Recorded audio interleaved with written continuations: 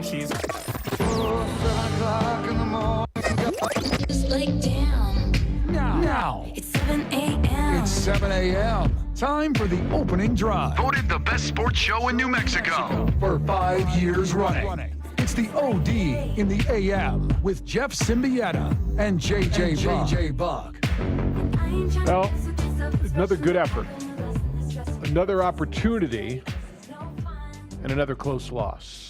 83-74 in overtime last night. Lobos had their chances. Lobos had a lead. Lobos had a lead with 3 minutes to go. They were up by, 7 points with 6 minutes to go. Actually, 61-54 at the 7-minute mark. Missed 15 free throws. Shot under 50% free throw line for the 4th time this season. And lose on the road last night. Well, at home on the road. Everybody was on the road because Lobos don't have a home court. 83-74 and fall to 1-12 in league play. It's the opening drive. Good morning to you on a slick, more snow Thursday morning. Jeff Siembieda and JJ Buck. JJ, a tough one, and I think you and I sat here yesterday, didn't know what to expect. You and I both said, yeah, well, I would take Wyoming in the 6, which, by the way, was the winner. But I thought I didn't know what to expect. I thought it was a terrific effort by the Lobos. I thought they were spirited. I thought they played. I don't know that they can play much better aside from making free throws. Yeah, this is this team hitting and ceiling. As you point outside of free throws, not many times do you see a team that's +3 in attempts, but then -3 in made free throws. It was a terrible night at the line for the Lobos. But overall, it really was the effort that I expected. It's a team that we have seen for the most part the last couple weeks leading up into the pods, playing hard. But, the but was they just don't hit shots. In the second half, they were efficient offensively. Isaiah Marin stepped up, hit some big jumpers. McQuatch Malawach showed up. But unfortunately for this team this season, in the clutch moments, they struggled to get over the hump. Now they got a huge shot from Javonte Johnson. That was a little hometown cooking on the rim. That sucker rattled in that 3 in the corner to tie it at 71. But you get to overtime, and then you go absolutely cold. The Lobos were 1 of 9 from the field in OT. Wyoming only hit two shots in overtime, but they were 7 of 8 at the free throw line. And so they got the job done. And it was unfortunate, too, because you had the young freshman stepping up, making some plays late. But also a lot changed when Saquon Singleton left that game. Yeah, when I tell you I don't know that I think they can play any better, I guess I do because the bigs didn't play well. And that's why you saw down the stretch it was all guards. You didn't get much out of Byron Matos or from Valdir Manuel. The shot by Javonte Johnson was big. I'm looking at the box score, and I'm looking for the picture. I don't see it. It counts if it bounces around. It can hit the ceiling. It doesn't matter. There were a couple big moments in this game that I thought were pivotal. There was a sequence where, I'll give you 3 of them. The end of the first half. The weird technical fouls that we're all watching on the stream and nobody knows what's going on. And I guess they called a bunch of technical fouls on the Wyoming bench, and the Lobos just make 2 of the free throws. Did they shoot with 6 free throws at that point, or 8 free throws? So it was a foul plus 2 texts to Jeff Linder, Wyoming's head coach. Yeah, and the Lobos make 2 of those free throws. You're going, damn, it's 7 a.m. Oh, wait, you're going, damn, you make your free throws. And they don't. Then they're trying for a last possession, gets poked away, goes the other way. Wyoming gets a pick 6 run out, and I thought boy, there's an opportunity that swings it, and so your halftime number looks drastically different than kind of what you're thinking maybe it should have. They were down 33-29 at halftime instead of at least even. I thought there was a series late in the second half where Wyoming was shooting free throws. It was an and one situation, and they missed. It got offensive rebound and scored. I think it was a 4-point possession. They had an opportunity to make a 7-point possession. They missed on the 3-point shot. And then, JJ, I think you got the notes, but it was inside a minute. Lobos had the ball. And I thought Jeremiah Francis played well, but where he drove late in the shot clock, ball got poked away, and there was a run out the other way. It was a turnover on Francis, and then they were shorthanded 5-on-4 on the other end, and Wyoming scored, and I think they took the lead at that point. I think that was where they went up to make Javonte Johnson's shot possible to tie the game. Those are 3 key moments, and it's execution in key moments. The rebounding on the free throws will kill you. It just kills you. And they out-rebounded them, but Wyoming had 13 offensive rebounds, the most that they've had all season, and then the turnovers in key moments. Yeah, and it was something that McQuatch Malawatch said after the game. The execution wasn't there for New Mexico. They were out-executed in overtime, but then also in critical moments down the stretch. To have a 7-point lead with 6 minutes to go, that's understandable. You could still be in a close game. It's not like they blew a 17-point lead down the stretch, but finding themselves, I think, how quickly it turned in that final minute from having that lead to, as you pointed out, the game shifting and needing Javonte Johnson to step up and hit a big shot. But I think that was, if you're looking for some positive, if you're someone that just wants to have some positives, it is the play of the freshman guards in crunch time. But as Zaire Marin did in the second half, and then Javonte Johnson being able to step up and hit that corner 3 to force overtime. But you got to be better at the free throw line. Those missed opportunities, man, and free throws. That's just when you look at how bad they were. And that's actually what allowed them to start the second half so well, as they're hitting shots, and then they started the second half 5 of 5 at the free throw line. It's amazing that they're able to build a lead when you see, you hit your free throws. And the point on the bigs, this is a game in which they should have an advantage. However, as Paul Weir said after the game, they weren't getting anything in terms of offense or rebounding that they felt comfortable keeping them on the floor to match up with Wyoming, which is going to spread the floor. Their bigs are going to play on the outside in, and when you're not taking advantage of that on the other end, it kind of forced the Lobos to go small. Now, it did work because I thought they were pretty efficient offensively, but, yeah, it was a missed opportunity to try to take advantage of an area that you should have a better ability to win in, and that is in the post. Led last night, McQuatch Malawatch had 17 points and 12 rebounds, 13 points each for Isaiah Marin and Saquon Singleton. And then you had 8 points from Rod Brown, who played well. The 14 turnovers is acceptable number. I think 12 probably, 10, 12 would be where you want to be, but 14 for this team, I can live with. They out-rebounded Wyoming 44-40, but gave up 13 offensive rebounds. But if you want to stare at the stat sheet, just go to the free throws. Just go to free throws, 13 of 28. They are free. Free is cheap. Nobody's guarding you. You got to make free throws. It was frustrating watching that stream, by the way, because I hated the way they shot the free throws, where they would go tight on the ball and it would bounce out, so you couldn't see that's me picking nits. At least I got to watch the game on a stream last night.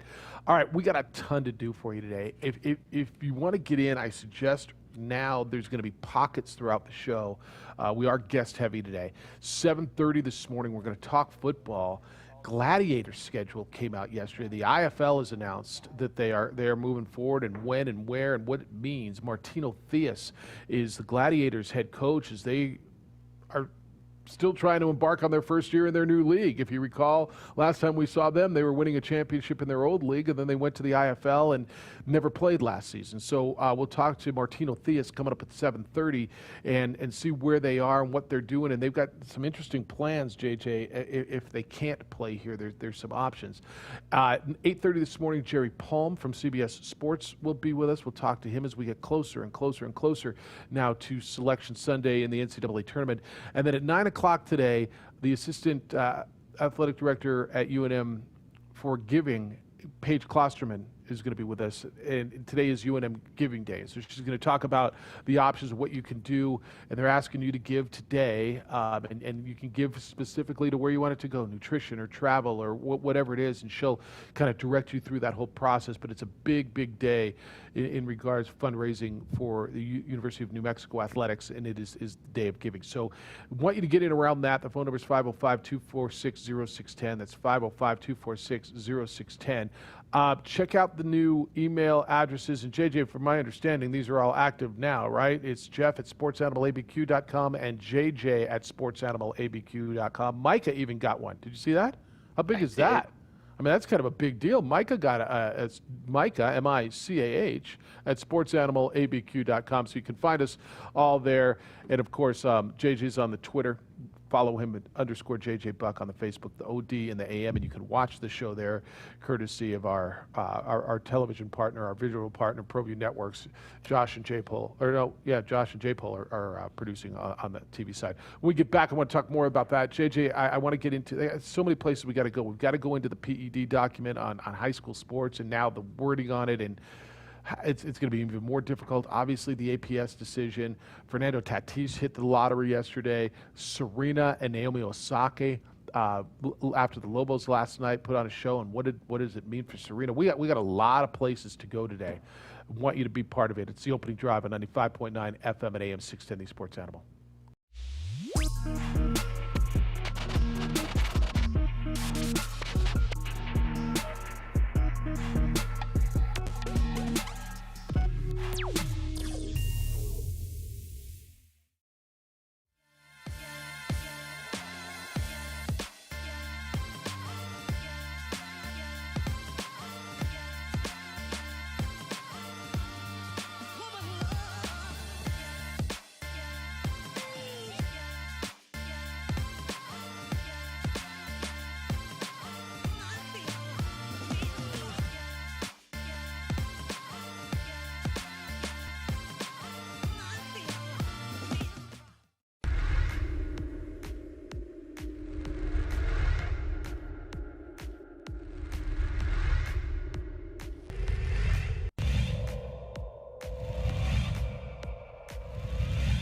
Played over to Madrid, plays it across the box off the dasher. It's settled. Shot on by Garcia. Trickles in. Goal.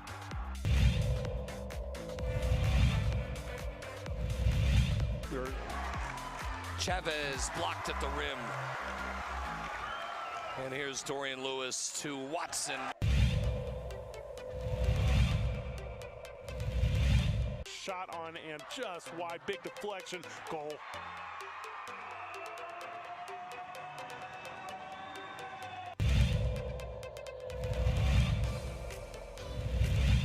With this first field goal.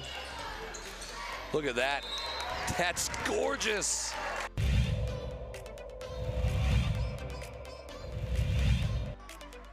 Not a game you can go have 25 turnovers in and win.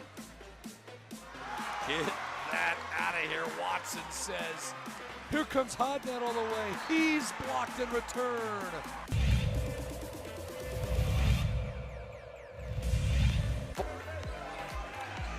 Dickey, did he get it off? He did, and he hit it.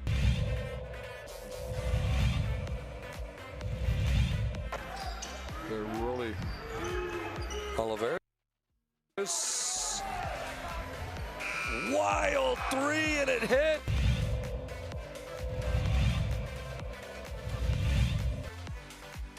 Another steal nearly by Hiron. It is a steal. Avalos ahead to Hiron. The two-hand hammer by Hiron. I knew he was going to put that one down.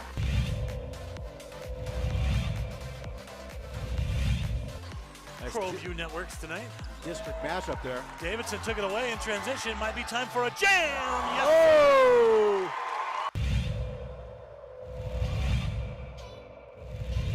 Big Barton, watch him, coach. Watch the inbounder.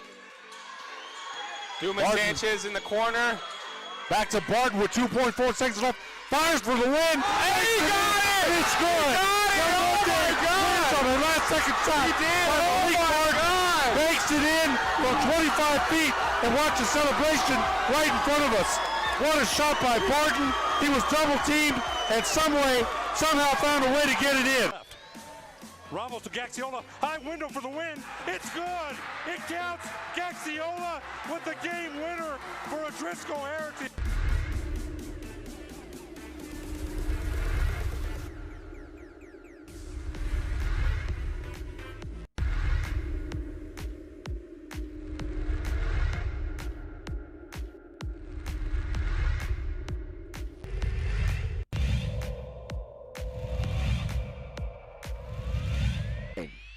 Call it as Javi's looking, and he's got a guy wide open, and it's Gay, and he's gonna walk into the end zone. $6. But he did a good job with it. First and goal, it's Chavez to the middle, and Chavez stops. And Stevens in motion. On the handoff to Mitchell. Look out! Oh, see you later. Take it to the house. Fly. Cardinals fly. To the other side. Provide some protection. And off to Webskowski again. Look out. See you later. Good night. Touchdown. Webskowski.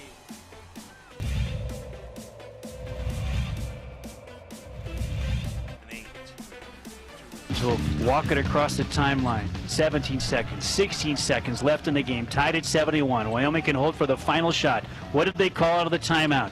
The Super Frosh Williams waits for the screen. He gets the ball screen. He has Emmanuel Quach on him on the switch. Williams on the take. Williams down the right rail. Williams with a runner. No good. It's tapped and won by Malawach. Malawach will not get the shot off in time as the clock expires, and we go to overtime at the Air Force Academy. The Lobos and the Wyoming Cowboys, 71-71 tie. OT coming up next. Robert Portnoy on UNM Radio Network. Problem was the Lobos scored 3 points in overtime. Wyoming scored 12, 83-74. Wyoming beats New Mexico last night. 83-74 was the final. Opening drive, Jeff Siembieda and J.J. Buck. J.J., what a crazy time. So we got 3 games left on the schedule. There'll be more, I think, for UNM. Lobo baseball starts today. They open up against Gonzaga in Arizona at the surprise tournament. Aggie football this weekend. Doug Martin spoke yesterday. New Mexico State will play at the Sun Bowl in El Paso against Tarleton State this weekend. Actually, I don't know if there's a stream for that, but I'm actually kind of want to I'm looking forward to see what they look like, and it's not going to necessarily be indicative of what they look like next season because there's going to be a lot of these mid-season guys that are in for next year's class. This is more like what last year's team would have looked like in essence, but they're playing a 2-game spring schedule. But I'm interested in seeing what they've got too. It's worth a look, especially if you're an Aggie fan that hasn't seen football for quite some time. Get a little dose of it. Big opportunity for New Mexico State to have these spring games, given the fact that they weren't able to play a season last year. So along with the practices, get a couple run-ins in the spring. Nice for the players just to get a little bit of something. And I'm sure it's going to be big for the coaching staff and the evaluations and things that they can take into the summer and then fall, getting ready for next year.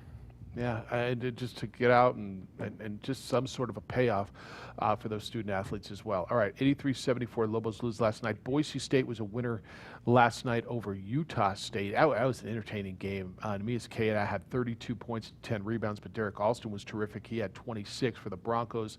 As Boise State, that's a big win for them. And we've talked about these teams in this league. There's 4 of them kind of right around the bubble, and Boise State and Utah State are absolutely 2 of them that are right on the bubble. I don't know if I think San Diego State is securely in, but probably more secure than these guys. They split with Colorado State. They got swept by Utah State, and which is interesting, that, right? Because they still have Boise State to play. So I think that series is going to be huge. But I don't think anybody in this league is securely in right now. Now, this one, if from a Mountain West standpoint, you'd love to see Utah State bounce back and get that split with Boise State, because it's easy to actually go from, wow, there's 4 potential tournament teams to you're looking at 1 or 2 if at this point in the season, some of the teams pick up a sweep in these huge series. But yeah, Boise State last night, the guards down the stretch stepped up big time. But Nemias Queta, when Heat is aggressive, he is such a different player, because he's always going to be an impact player, especially defensively. But there's times that he can absolutely just go MIA. offensively for Utah State. They don't really run things for him. They don't run things through him. And you see a game last night where he scores 32 points. He can take over the touch. Like, that's the player they need. Like, he's got to be that dude more often and not be the aggressiveness. But they just couldn't quite lock down Boise State in the backcourt down the stretch as the Broncos hit some big shots in front of some fans for the first time this season. 900 fans. Yeah, 900 fans at Extra Mile Bell Arena or Extra Taco or Extra Chalupa Arena or whatever it is. All right, Lobos 83-74. So they offered McQuatch Malawach up in the press conference last night, and McQuatch, I think he's terrific. I you know, as far as quality human being, he feels like I'm a big fan of him. Stand-up guy, cerebral, honest, emotional. And Chelsea, towards the end, the moderator, Chelsea, who's the sports information director, said one more. And I felt compelled. I asked him, how's it been getting out on the floor? I said, did you even believe you were going to play a game until the ball was tipped? How's it been having the last two series called off? And he said, I think his quote was, "It's mentally draining, to be honest. We've lost a lot of close games. Something's got to break." And I thought it was so telling, right? You and I have talked a lot about, I wonder where the players are with this. How are they feeling? To me, the answer is do they want to play? Are they having fun? Was answered by the way they played on the court. I think, to me, and I asked Paul this after yesterday as well, to me, obviously, the passion is there. How were they going to respond? I wasn't certain. He sees them every day. They obviously want to play, JJ. And the losing and the close losing, and I don't know what's better. Losing sucks. Losing's losing. So I'm not sure there's a degree. Would you rather get blown out or would you rather lose in overtime? And the answer is no. But I thought McQuatch, not just his words, but just where he was, told you a lot. It's really, really, really draining on him. Yeah, and he also, part of that addressed that he didn't think they were going to play again. There was a moment in time over the last 3 weeks he questioned if this team was even going to be able to get back on the court. But he did say that once they got back to practice over the last few days, he noticed the team was focused. He mentioned how well they started this game, just the effort, the energy on the floor. And I'm right there with you. It's something that we're unsure, but it's what I expect. This team to play hard. The deficiencies are what they are in certain areas. And then last night, of all things, it came down to free throw shooting for the Lobos. But this is a team that still, against like opponents in the Mountain West, which is the bottom tier of the conference, is going to be able to compete. But they haven't had that moment in a close game where they've been able to make the winning play. And you could see that was really wearing on McQuatch because they kept getting asked, what's different? What are you guys not doing? He's like, just didn't execute, just didn't hit free throws. Like it's right there. They just have to do it, and they didn't. It's such a hard question to answer, right? You're in the moment, you're living in. I mean, what do you want me to tell you, right? It's hard to pinpoint. What's the difference? What was it? And obviously, the bottom line is it was an effort, and he's right. You got to execute. You've got. Players make plays. You got to make plays, and he's not absolved of this. He was 3 of 7 at the free throw line last night, so he's part of it as well, and he knows that. But I just thought, as we sit here and say, I'd love to hear from the players. I just felt, I really wanted to hear the answer. But I felt compelled to ask, where are you guys, like emotionally? And when he said, I didn't think we were going to play again, it's like, dang. And I think there's a lot of people who thought that. No, I didn't feel that way. I always felt they were gonna get back on the court. I don't know if you always felt that way, but yeah, when you're at that point, man, the ups and downs are hard. Are we done? Is that the end of my college career? Right? That's what he's got to be thinking. If he thinks we're not playing again, he's got the opportunity to come back next year, and I'm sure that UNM would accept him if he wanted to come back. Right? He's the kind of guy you want for another senior season. I don't know what his life plans are. But, I mean, that probably had to go through his head. Damn, was that my last game I'm ever going to play in basketball? Was that game at Fresno State that no circumstance, no celebration, no realization? Damn. It's got to be pretty taxing on a young man, don't you think? Absolutely, especially going into the pause week, but then being on the court.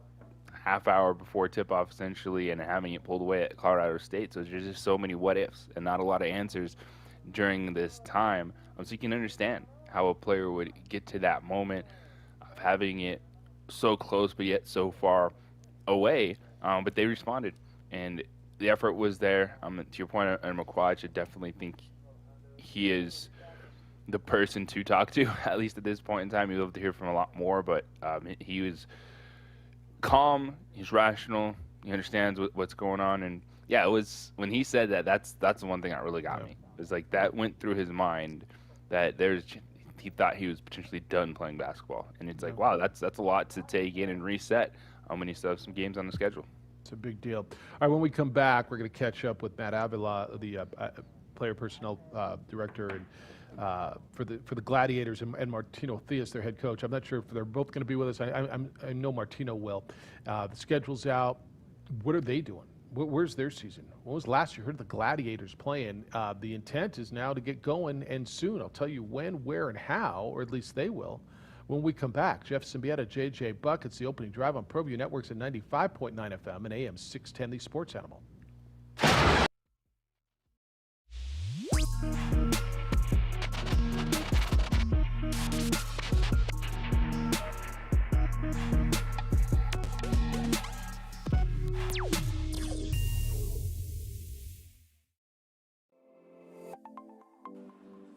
Get into the game with Garden Swartz Team Sales. They have everything you need, from screen printing, embroidery, and digital printing services, high school letterman jackets, and all high school and club uniforms, and individual and team apparel with the most reliable brands like Speedline, Rawlins, and Wilson. And don't forget to check out the latest F7 Shut helmet. It's all at Garden Swartz Team Sales. Give them a call, 505-884-1234. Garden Swartz Team Sales.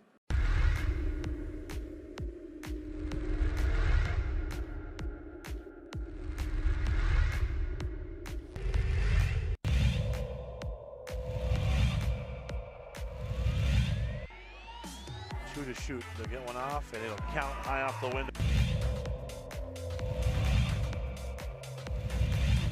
Oh my gosh.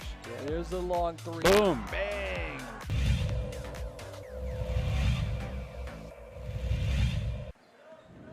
Martinez will beat the buzzer. Got it to go.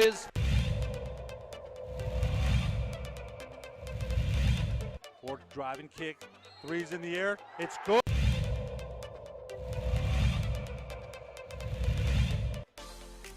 Pass on the nice block by Hernandez Crawford.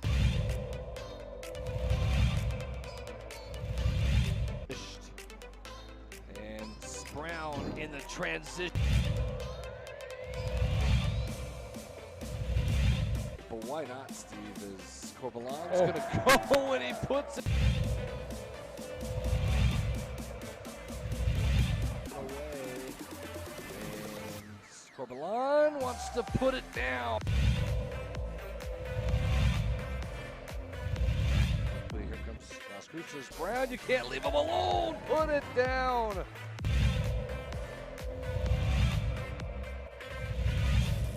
Gershon in transition.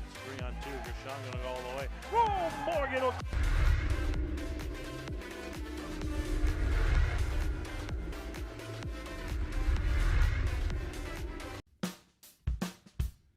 Well, I'm going to the frontier, walk up to the cashier, order up a root beer and a number one. Cover it with green stuff, one scoop is not enough. Find a booth is real tough, back by the Duke. Meet my family, meet my friends in the quirkiest restaurant I have ever been. All of Albuquerque's favorite spot, it's the Frontier Restaurant. The Frontier Restaurant is a proud supporter of ProView Sports Network.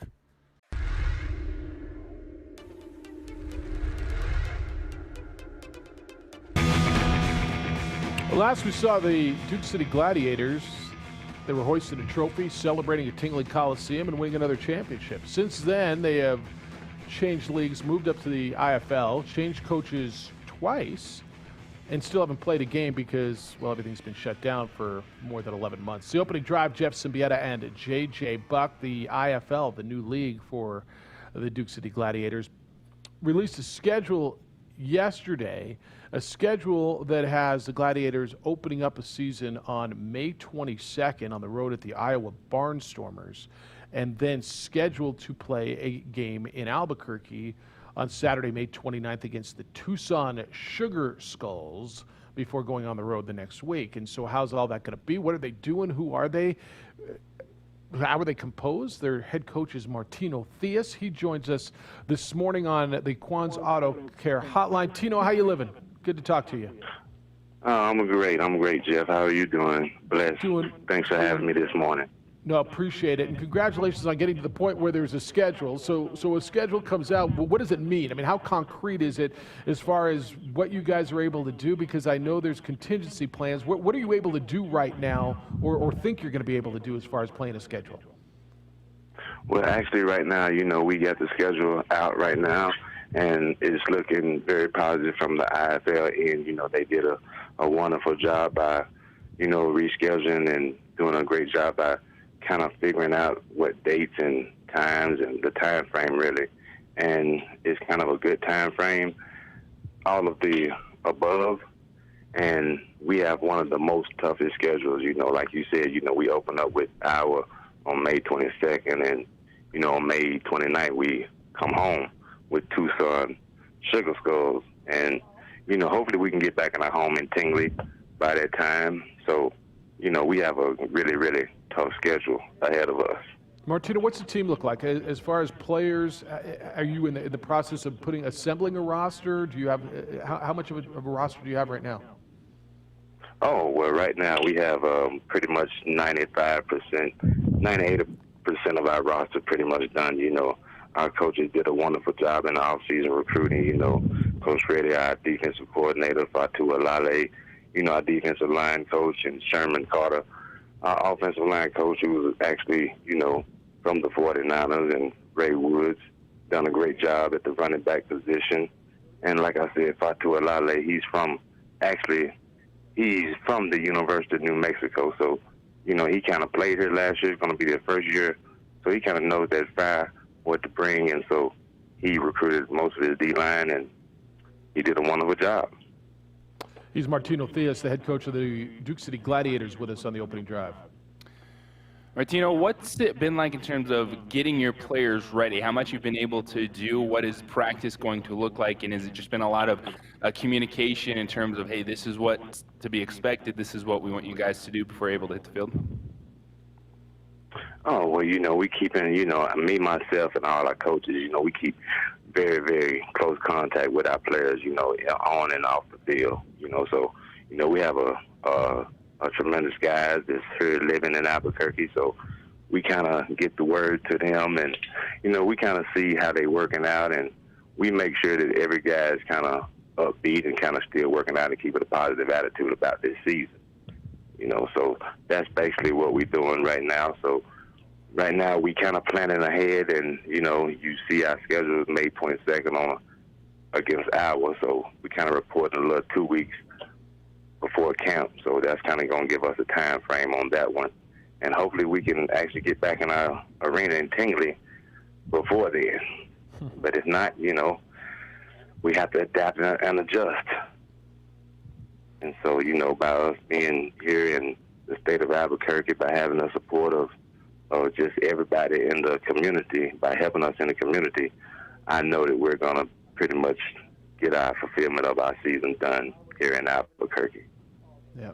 Hey, I believe Matt Avila is with us also on the line. Matt does a lot of things for Gladiators personnel and media. And Matt, I want to talk to you about options, because obviously there's no guarantee under state guidelines you're going to be able to play in Tingley on May 22nd. And I think there's probably a lot of people who are saying, yeah, good luck with that, the way everything's going. You guys have been looking at a lot of different options, haven't you?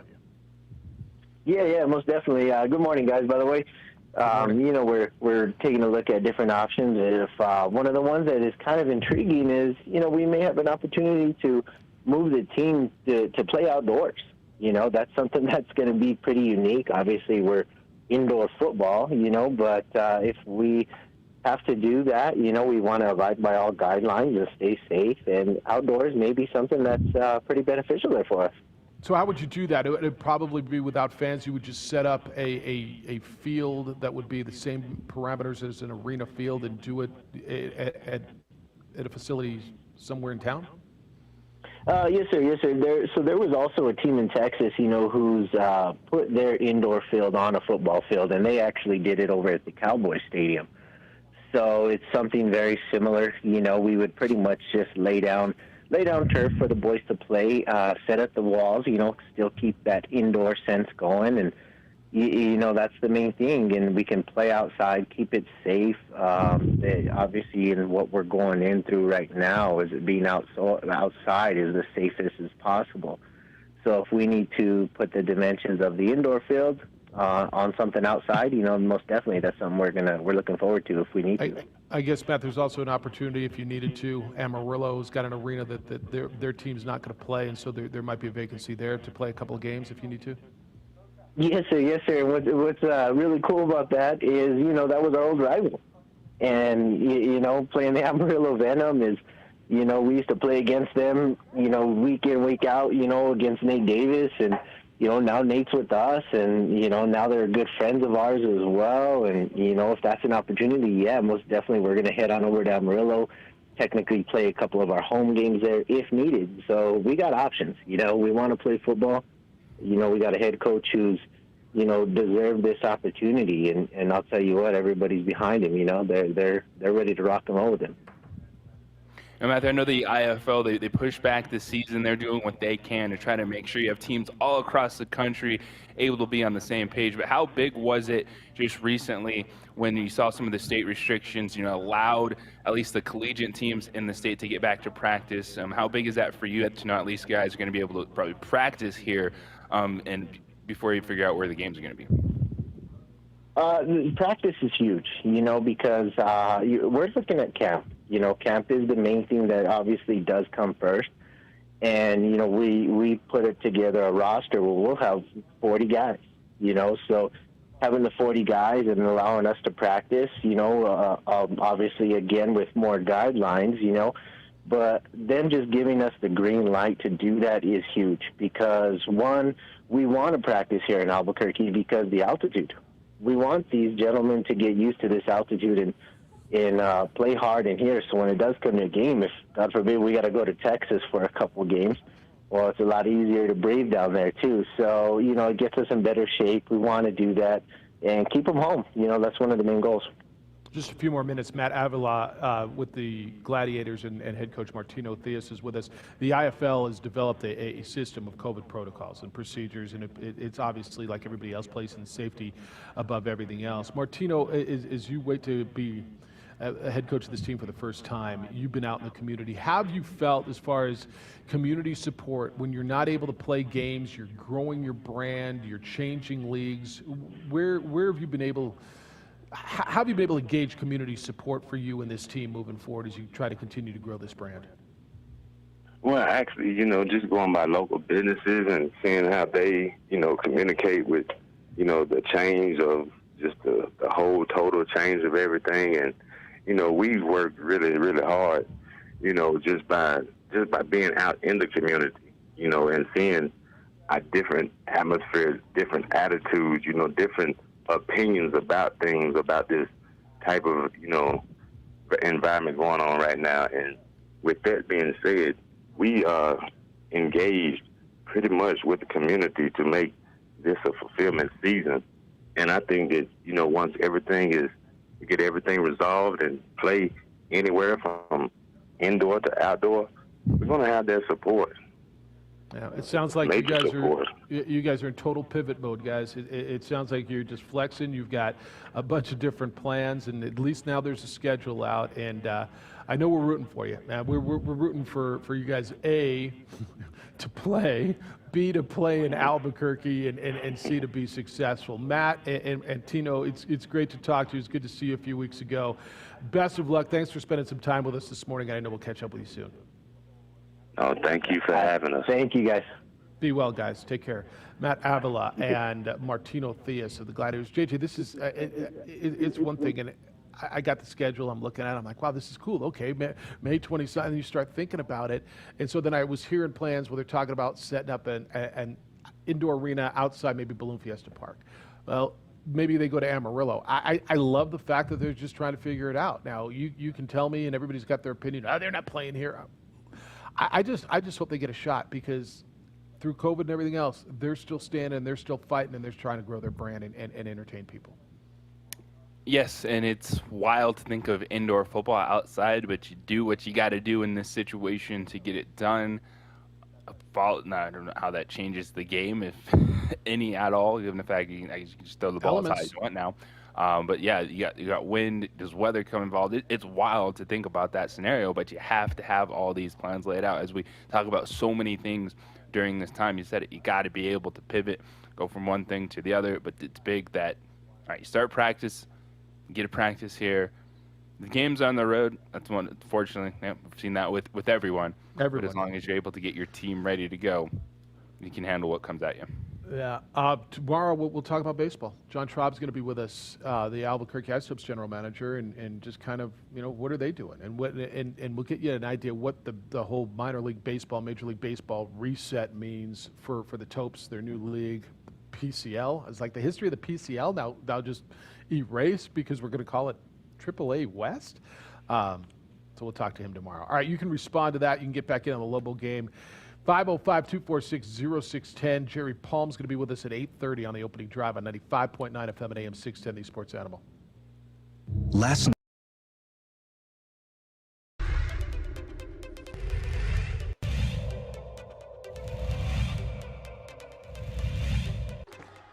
Ramos, rise and fire. He's fouled.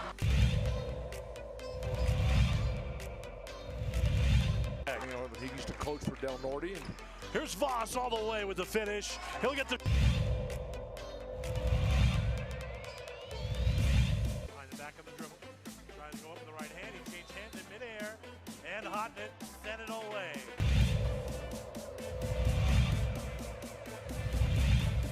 Wynn doing a really good job denying Chavez. BC hasn't got the ball. Oh, Yeku. Oh!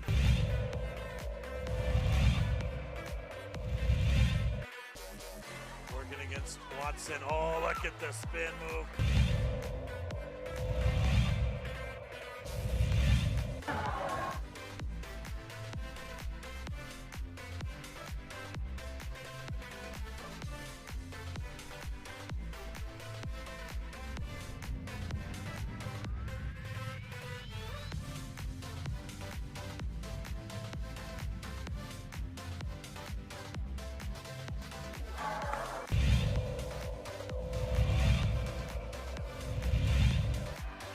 Ball's loose. DJ Bustos brings it up. Bars Tompkins, alley-oop. How about it? That was redunculous.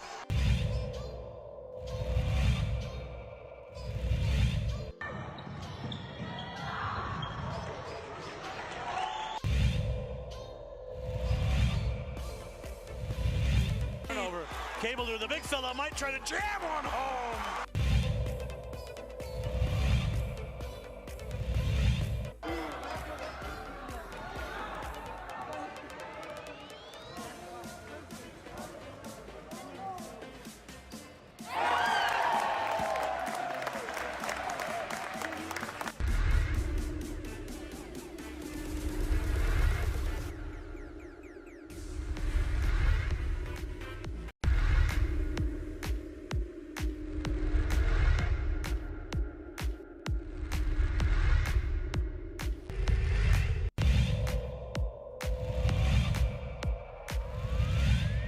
Second field goal, he's got 4 points.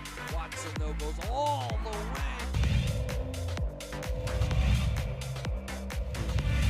Hit the deck, I should say. Cordova tried to throw it off. Romero, a 3 for...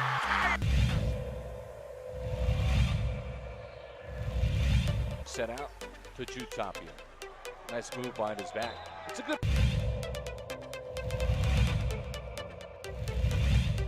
Here's Ramos, step back, high arcing, twine. But he needed to get his legs back under him. Ooh, a little kidding.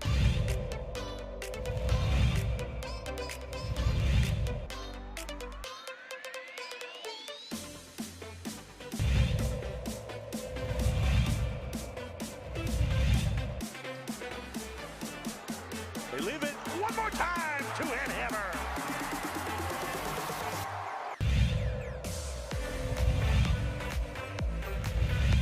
Look at this, and then we'll score again. Look at this. Up top. Yes, and the finish for Akbayosi.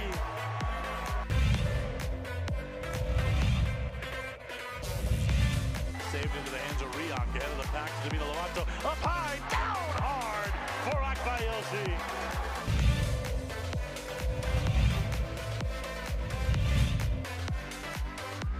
Out of the corner, Casals, the 3-0, Katenge! Let me clean up the mess! He dropped out of the rafters for that one, Steve.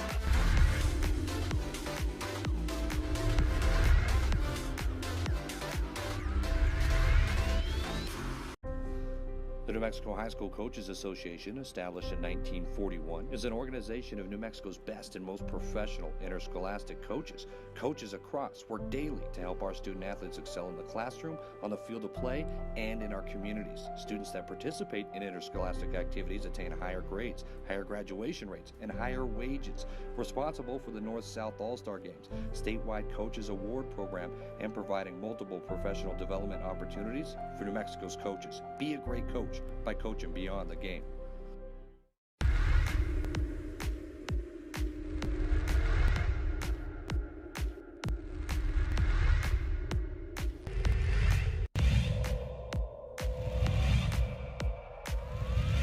To create space, he gives it off to Rivas for the 3, and he buries it.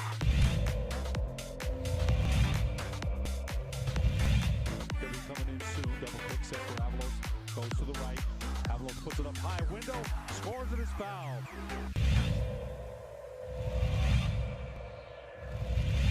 Right here by Lewis all the way, coast to coast, and finish.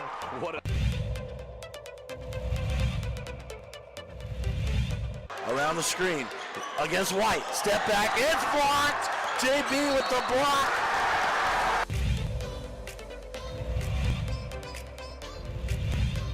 In transition, ahead to hit on for the two-hand hammer. Minutes to go. They've got a shot. They have a chance, and it's put up, and it's good. What a three that is by Jalen. 4-on-1. Oh, Hidon, I'm sorry. Hidon puts it up.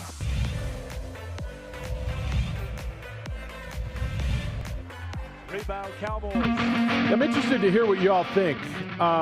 Gladiators are moving forward, and I'm glad they are. United's moving forward. We'll hear from John Traub on Isotopes tomorrow. I don't know if high school sports are moving forward. You saw maybe James Yotis' story today, reading the PED document.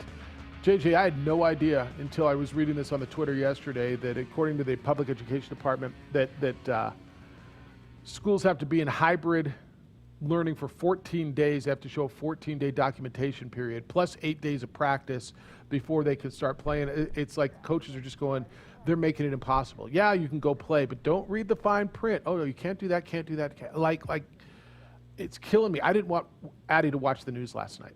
I didn't want her to watch it. She was in the shower when APS decided that they're not going back to school, and I know my phone was blowing up with pissed off parents. Rio Rancho, I believe it is. But then you started reading more of the fine detail and the fine detail. I mean, the kids are practicing. You've already told them, hey, yeah, you're going to go back and play. She's training. She thinks she is, kind of, because she doesn't believe anything's going to happen. I tell you I'm going to lose my mind. I don't even know what that means, right? Oh, big deal. So another bald fat guy's going to lose his mind. But they cannot do this to our kids again. Like it's got to be about our kids. And so, you know, from Gladiators to United to Isotopes in no particular order, Lobel Baseball is going to be playing on the road, and now the high school kids. I'm glad everybody's making plans, but I'm also glad everybody's got contingencies except for the high schools. They can't. It's what else can you do? Like, do you, as crazy as it is, you start thinking, like, do the coaches just go rogue and turn their teams into club teams? That's a great call. Like, we're just gonna play who we can. We're gonna practice, put a couple games together on the weekend. we'll see you there. Like at this practice point, at the park after school. Yeah, what else can you do? Yeah. Because for these high school student athletes, because I'm right there with you, we saw the writing on the wall. We didn't agree with it, but we knew it wasn't going to change. It doesn't make any sense to be tied to a hybrid model, but then to have athletics tied the entire school, that if you went back and you had 4 cases overall in that 2-week period, then it would shut everything down. Everyone's seen it, man. It was set up to fail from the beginning. Yeah, I think that's a great idea. I'd love to see these coaches just say, you know what, screw it. Get officials and say Rio Rancho will look at Cleveland and say we'll play you at the park on Saturday and get you and they practice and they go rogue. I mean, what else are you going to do at this point? All right, let's go to the phones. 505-246-0610. Wayne, good morning. You're on the Quan's Auto Care Hotline. Hello, Wayne. Hello, gentlemen. Thanks for taking my call. Boy, you guys are getting a tough job because it seems like lately it's just one tough interview after another. Regarding men's Lobo basketball, I just wanted to make a point and then ask a question at the end, if that's okay. Mm-hmm. It feels like we're kind of at the bottom, and we just aren't digging out well, and it's a sad, lonely place to be. It's interesting to hear the coach from your last interview pose the question of how do you keep your players positive in the face of defeat, and that's kind of a question that would certainly apply to our team. I guess I see it as what can the fans reasonably ask of their local team? And at a minimum, I think that we can ask the team win the easy games, be competitive in the harder games, and then deal with the losses of the hardest games. And it's safe to say we're not getting our minimums. That's obvious. And it seems like the next few years will be building from the bottom years, which can be ugly. So I'm assuming that things can still possibly get a little uglier before the end of the year. So my question is, can we trust the people who led us where we are now to get us back from the bottom? Meaning the athletic director or the coach or the president? To whom are you referring? Mainly the first two you mentioned, coach, right. Athletic director. Yeah, and so go ahead. Oh, yeah, but, I think that, definitely those two are the ones who have had the largest role in leading us where we are, if you take politics out of it. Okay. All right, Wayne, thank you for the call. JJ, so sure. The president, well, certainly the athletic director is different, and I believe the president, when did Garnet Stokes take over? I believe it was since Paul's been hired. In fact, I'm fairly certain. I think it's fairly well known that the Regents had a big part in hiring this last basketball coach. There were 2 names, Steve Forbes and Joe Dooley, who were very prominent. I heard at one point Paul Krebs had offered the job to one of the others. I heard he was almost in tears when it went the other way. So can you trust the people? You have no choice to make decisions. The president and the athletic director, that's their job, and they're going to go forward. I will tell you, they are the same athletic director and president who hired the football coach, who I think has got it headed in the right way, right? The football coach, which led to Rocky coming back. Can you trust him? Look, there's always a question, and it's such an imperfect science hiring coaches. But the way he posed the question, can you trust the people who got us into this situation? It's a different set of leadership now.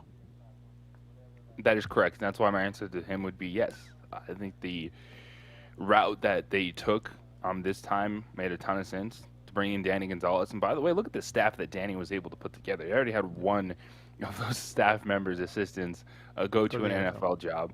I think you'll essentially see Derek Werheim, if he continues to work his magic with the players at the University of New Mexico, be a candidate for potential power conference jobs again, or even a head coach somewhere. So Danny Gonzalez was an absolute home run hire for what he brought to the table, and then, as you said, the staff he was able to bring in. So yes, I trust, if that's a decision that they do make to where they are going to be looking for a new men's basketball coach, that there'd be plenty of interest in the job, which is always the funniest thing you hear. I Who's going to promise want you this job? there A will be. ton of people and a ton of quality options as well.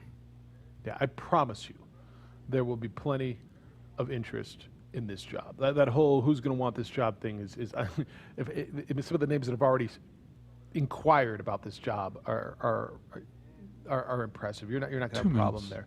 Can it get any? Let me tell you this: basketball programs can turn around pretty quickly, right? Basketball programs can turn fairly quickly. I'm not telling you next year you're going to win the league championship, but you can look around and it's a couple of players and a coach.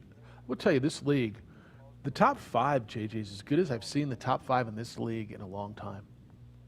I mean, I think there's good coaches in this league. I think there's good talent in this league. It may be a little tougher to turn it around in this league, but I think potentially, by next year you can be a middle of the pack team that's competitive. That's everything that Wayne requested.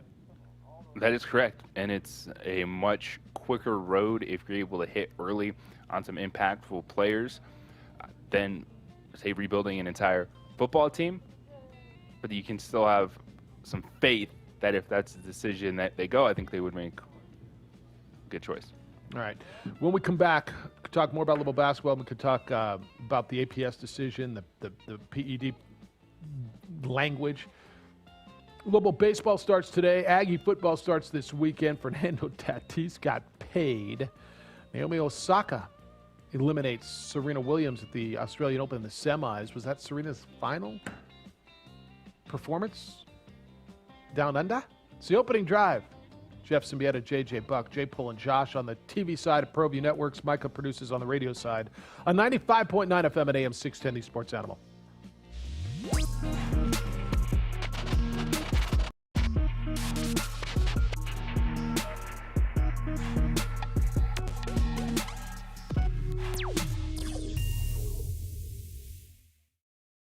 Don't sacrifice quality and flavor when you're in a hurry. Golden Pride offers ribs, fried chicken, green and red chili breakfast burritos, and Frontier Cinnabons. 4 great locations, or visit us online at goldenpride@abq.com. Golden Pride Barbecue Chicken and Ribs, proud supporter of ProView Sports Network.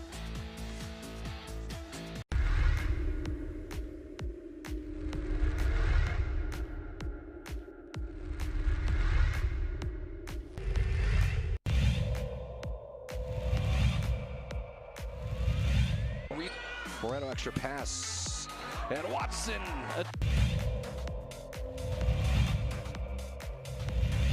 Out with it, Gallegos, and he's going to run all the way. Window, yes! Able to get out of it. How did he find Battle? It's to Cunningham, and it... Ramos' hand. Ramos puts it up, beats the buzzer!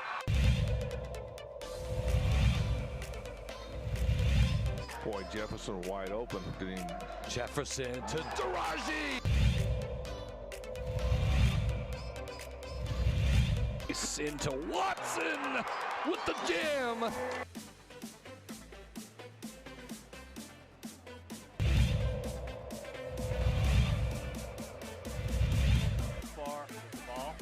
Another steal by Davina Lovato, and here comes Agbaiosi. Lob, two-hand hammer. You knew that was coming.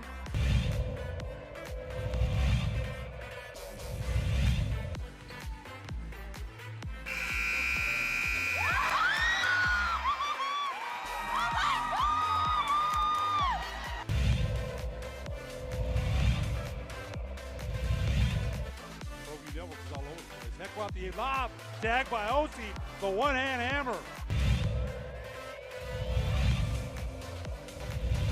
Put up. And a drive from Parham.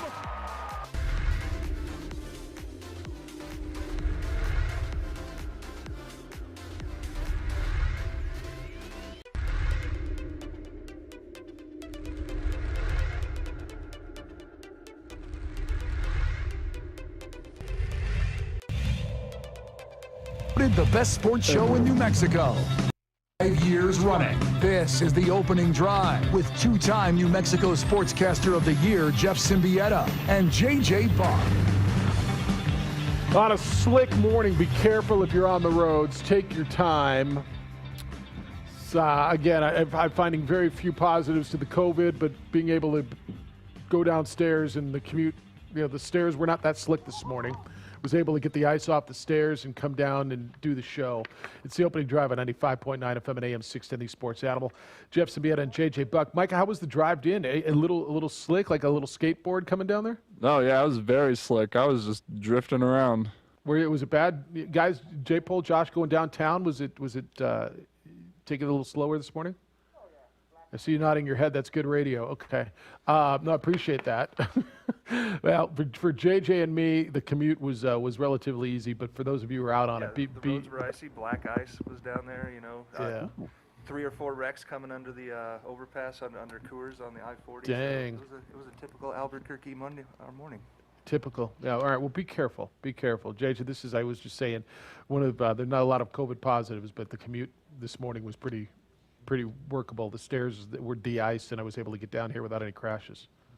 Yeah. So I was just putting the kiddo in the car saying, hey, be safe this morning on your journey out. The wife has to hit the road, so. Yeah, well, be careful out there. All right, we're talking Lobo basketball, 83-74. They got beat last night in Wyoming. It was an overtime game. We've also talked about high school sports and all kind of gladiator stuff as well. Coming up at 8:30, Jerry Palm's going to be with us from CBSSports.com. 9 o'clock, Paige Klosterman from UNM. It's UNM Giving Day, and an opportunity for you to help out, so we'll get into that.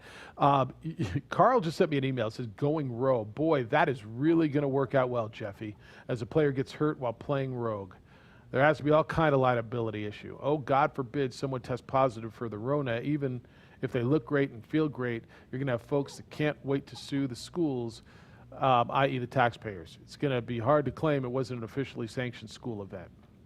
Look, I mean, I'm not telling you that's the best idea. What are they going to do? Are they just I'm not telling you it's a route I would go on, but I'm saying that when frustration boils over, what happens? What do you see happen? Well, what's the difference? Like you said, club event, like club sports. Club sports are happening. We all know people who are going to Texas and Arizona and wherever, and they're playing club sports, right? What's the difference? What would be the difference? I guess to his point, who's sanctioning the events? Look, the parents would sign waivers, right? It'd be club-sanctioned events, and you'd go play them. I don't know. I'm not telling you this is the right way to go. The right way, you know what the right way to go is? Have the PED in the state of New Mexico and the governor's office create the rules so this could actually happen instead of making it a facade that makes it impossible to hit these guidelines. That's all. That's the right way to go. Instead of us sitting here and trying to find ways around it, make it so it can actually work for our kids. This is the question I ask all the time, right? You always hear me out. For whom? Who are we doing this for? What are we doing? We have that conversation about the bowl system. Oh, we should have playoffs, and we should do 8 teams, 12 teams, 172 teams. And I always say, well, who are we doing it for? Is it for the fans? Is it for the players, right? Who are we doing this for? Is it for the students? Who are we doing? And I've been reading some posts online, and the teachers, there's a lot of teachers who are very happy, and we have John who called us yesterday, and he's a teacher, and he's been posting, and he believes it's the right thing, and the teachers are happy. They feel like they won, and they did. And so when I ask the question, and it feels so obvious, for whom are we doing this? Should it be for the students? It feels like it should be, but the teachers are part of the equation, right? Yes. So for whom are we doing this? And this is why for the life of me, and nobody's been, I've been begging you for a couple weeks now, explain to me why athletics eligibility is tied directly to hybrid learning. If a student is going to school in the atmosphere in which the school district is created, in APS's case, in many cases, only at-home learning, and is achieving passing grades and is doing everything that's asked, why can't that student then go participate in athletics? And nobody's been able to help me out with this. Well, it feels like it's a way, and you've addressed this, Jeff, it's a way to say you're not doing without actually telling them they're not doing it. Mm-hmm.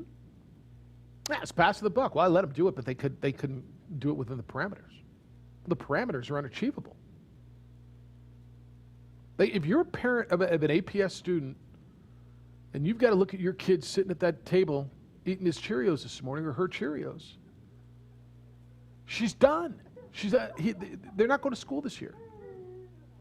And because your school board, because of a bunch of adults decided, not only you're not going to school and you're not having prom and you're not graduating, well, you're graduating, but you're not having a graduation, you cannot play the game you love. You can't play baseball, volleyball, softball, football, cross country. You can't. Why, Dad? Well, because the school board voted 4-3 that you can't do it, and the PED, the governor's office, the state, wrote it that if you don't go back to school in a hybrid, then you can't play, and you can't go back to a hybrid because they won't let you. So, and that's why I don't know how many of these I've gotten. I had coffee with a dear friend yesterday. Done with him. I'm out. I'm moving. I can't do this anymore. He's already got a place in Arizona. Another buddy yesterday. I'm going to Costa Rica, Arizona, or Texas. I don't care. I'm out because this kid can't go back to school. I mean, I can't tell you how many. I'm sure you've heard it too. I just, again, I'll ask this: for whom are we doing this? And I know there's teachers out there going, "What about us? What about?" I'm not discounting you. I'm not. That's why I'm asking the question. And I know most teachers feel that they should be separated, that they should not be married, eligibility in athletics and extracurricular, to hybrid learning. And this is whether you agree or disagree with APS's decision, this is a Santa Fe issue. This is coming out of Santa Fe. So I'm sorry, man. I know I've been on this a lot lately, and it came down yesterday, and I've got emails on it, and people are just pissed, and I am. I feel for our kids. That's all. Well, I understand that, and this is really hard. And there's certain things that if you miss out on, you say, "I'm sorry, that's unfortunate," but it's 1 year. But when it comes to athletics, it's something like you don't have to miss out on.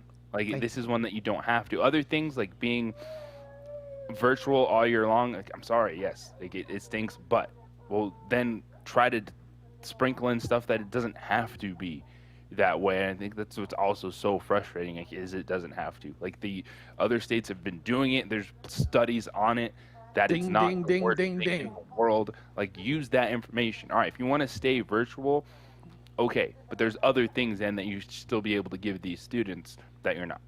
And the biggest point you hit is it's happening all over the country, and it's happening successfully. And B, you just teased him again. You just teased him again. They're out practicing. They're out training. They're out, and you're going to yank it from them again. It's disgraceful. 505-246-0610. That's the number to get in. That's area code 505-246-0610. Emails jeff@sportsanimalabq.com or jj@sportsanimalabq.com. Jack said, "I heard nothing and I made nothing from Dr. D. Scrace yesterday, Jeff, when he was talking about not having normalcy until Christmas. That led me to come to the conclusion that we're going to have games in this state with fans until then." I get it. And he was just listening to Martino Theus to talk about Gladiators. Jack says, April 1st post time, Jeff? If the teams can't start real practices until 14 days after going hybrid, and then the coaches need to bump together a predetermined number of times after that, then we're pretty much wiping March games off the map, right? Probably nothing until April 1st, which is that first weekend after spring break. Yeah, look, Jack, I just feel for the kids, man. And I know I've been harping on JJ. This is one of those that's just really tugging at me. Just talking to the kids, looking at the kids. Imagine, did you watch any of it? Did you see any of the students' reactions to the commentary at the APS stuff last night? I know when we're 16, 17 years old, we think we know everything. But can you imagine being 16, 17, 15? You've been sitting in your bedroom going to school for the last 11 months. They tell you you're going to get to go back soon. It's been cleared. You're maybe even going to get to play the game you love. And a bunch of adults made the decision yesterday, yeah, they can, but we're not going to do it. And you are helpless. Helpless. And you're losing your mind. I hate saying it so flippantly. The mental health issues that are so blatantly real we've heard the statistics on suicide rates and mental issues and emotional issues. I get it. Like I don't. The teachers, I understand that your safety concerns, and I believe teachers should be get vaccinated. But then separate the extracurriculars and let these kids go back and play sports. All right. I'm sorry, but I'm not. All right. You see Fernando Tatis's numbers, by the way? Hell, I wonder if he didn't get to play high school baseball, you think he'd have gotten drafted? 14 years, $340 million, the fourth highest, biggest contract in the history of Major League Baseball, averages out to about $24.2 million a year for the San Diego Super Padres shortstop. He is the next burgeoning star in Major League Baseball. And I'm going to tell you, JJ, he may be the face of baseball within the next 2 to 3 years. I think that is a fair statement. His style of play, his energy, what he brings to the field, it should be a good baseball team. And I will say he was signed at 16 years old. So Okay, so he didn't even get to play high school ball. So, well, they So found him somewhere. He got to play, for crying out loud. How about what that team's doing? I mean, you mentioned this earlier in the week. Padres and Dodgers is going to be really interesting. At some point, I got to believe the Giants will spend money. But the Padres have said, you know what, we're coming. And I had this conversation with my mom last night. She was all fired. The Dodgers signed Justin Turner, 2 years, $34 million. But next year, Seager's up. I believe Bellinger's up. Like, after this season, Dodgers make another run this year. And their pitching is just, starting pitching is beyond stupid. But after this year, how much are they going to be able to spend to keep everybody together? She's like, well, why wouldn't you keep them? Why wouldn't you keep Seager and Bellinger? And I'm like, how many $40 million a year deals can you give? No, it hasn't. The Padres, Jeff, are sitting there with two $300+ million players. Yeah, the left side of the infield. The Dodgers are going to figure out how to make this work, and it's money, money, money. Now, it was a good move. The Padres traded James Shields a few years ago and got this young guy, Fernando Tatis Jr., back in return, and now he becomes a cornerstone of their franchise. It was when the news came down, I almost didn't know what to think of it. Like, how do you wrap your head around a 14-year contract? Because you know you're going to get to the back end of it and be like, whew, we're still doing what with this guy? Yeah, but at that point, it's going to be cheap. He's 22, so he'll be 36. He's making about 24.2 average. I don't know how it's all laid out, but in 14 years from now, if I said Machado, if Tatis gives you half of what you think, no, I get it. He's going to be 36. He's going to be the face of that city because it's San Diego's only pro franchise left, right? Chargers are gone, Clippers are gone, and you got to believe they're going to do some winning between now and then. And even if they're not, by the way, Tony Gwynn didn't do a lot of winning and was the face of professional sports in that franchise. And if he's half the person Tony Gwynn was, it's going to work for them. It's going to make him a lot of money. It's going to sell them a lot of tickets. It's going to sell a lot of shirts. And I don't know. I mean, while $24.2 million just a year seems, it could be cheap. Right, that's the difference here. Like it's crazy. Like it's one of those contracts. It's up there. You know, Mike Trout, Mookie Betts are like, how do I understand this? Like, how do I even take this in? And I know the sports world is a completely different atmosphere, the way we talk about things, the way we have to address things. But still, that's one of those few contracts that hits you. It's, that Patrick Mahomes level where you're like, oh my goodness, this is insane. But the thing is, signing it now versus letting him become that superstar for the next 3 years, you probably got yourself a deal. Yep, you're taking a little bit of a risk that he doesn't pan out, but I just don't think it's much of a risk. I think that guy's going to pan out. 505-246-0610. Jerry Palm's going to join us at the bottom of the hour from CBSSports.com. We're going to talk with him about the NCAA tournament, the bubble, the Mountain West Conference, and how many teams. Hey, it is winter, man. I mean, winter as winter can get around these parts. You guys are sliding all over the road, and be careful out there. But that cold air pulls the moisture out of your paint on your vehicle, and it makes chipping easier. Sand, salt, dirt sit there for months, bad for your paint, and you don't want to wash it. You don't want to clean it. You don't want to stand out in the cold. Me neither. And here's the beauty of it. You don't have to.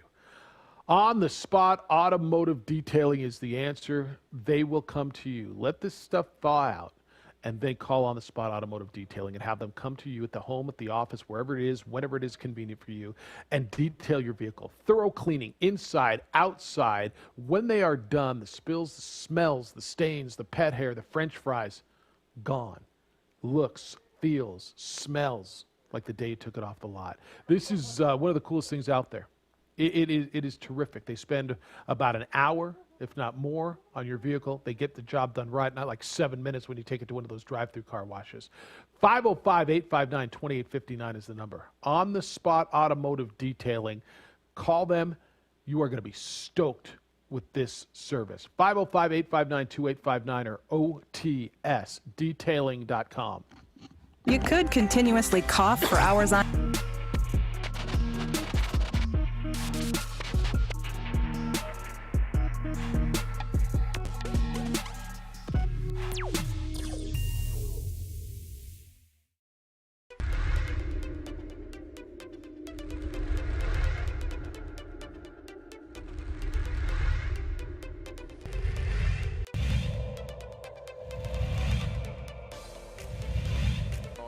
Lovato driving. They're going to count it.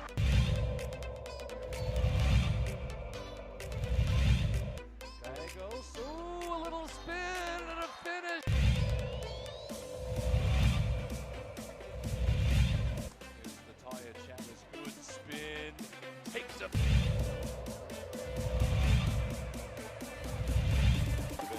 Here's Ramos. Nice jump stop through the...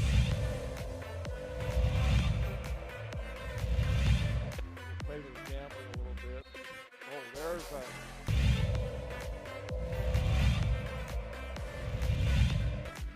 Hill, little step, high window, with a...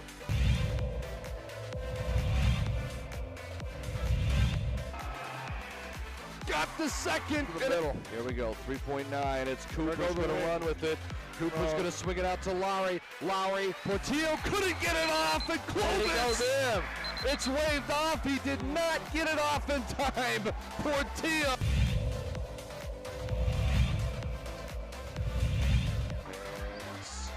Reverse layup. Gallegos spins. Window. Finishes.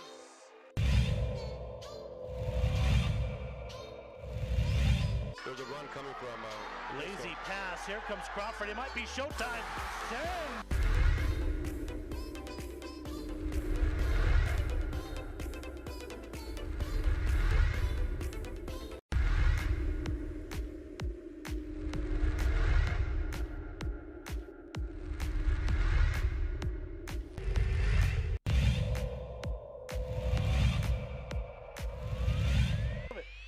Let's see if Melfi can cash it in.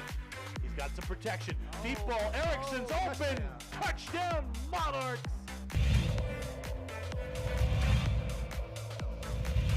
Second and 10. Smith looking, and he's going to fire over the middle, and he's got his guy, and it's another big play. Walking away for a touchdown, Tristan Altier.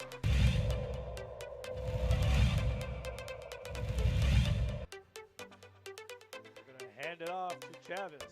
Chavez breaking tackles. Look out. Chavez up the sideline. Stays in bounds. Touchdown. Volcanovic.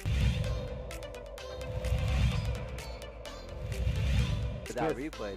I got you. Measurement. I mean, Smith's got a fire on first down, and he's on the outside. There's a lot of room for Brad Thomas. A move, and he's set free. Dance into the end zone. Touchdown. So it goes.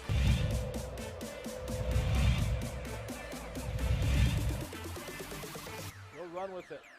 Stumbling. Gets down into the end zone. And looking to throw it. And he throws it in the end zone. Caught! First and 10 from the 11. And spin move for Smith. Push the B button. Dance into the end zone.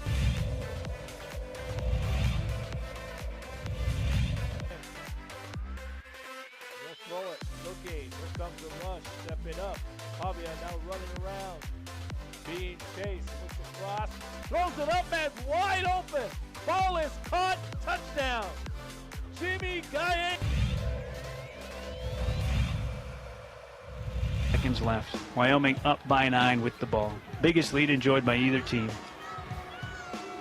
Lobos haven't scored from the floor in the last 2.5 minutes here of overtime, and no more fouls for Coach Weir and UNM. Wyoming can dribble out the remainder of the clock. The Cowboys will end their skid. Remember, Wyoming came into this contest riding a little losing streak of their own. 4 consecutive losses. They'll pick up their 5th Mountain West win against 8 defeats. And the Lobos in Mountain West Conference dip to 1-12. Zeros on the clock. Final score in OT. Wyoming 83, Lobos 74.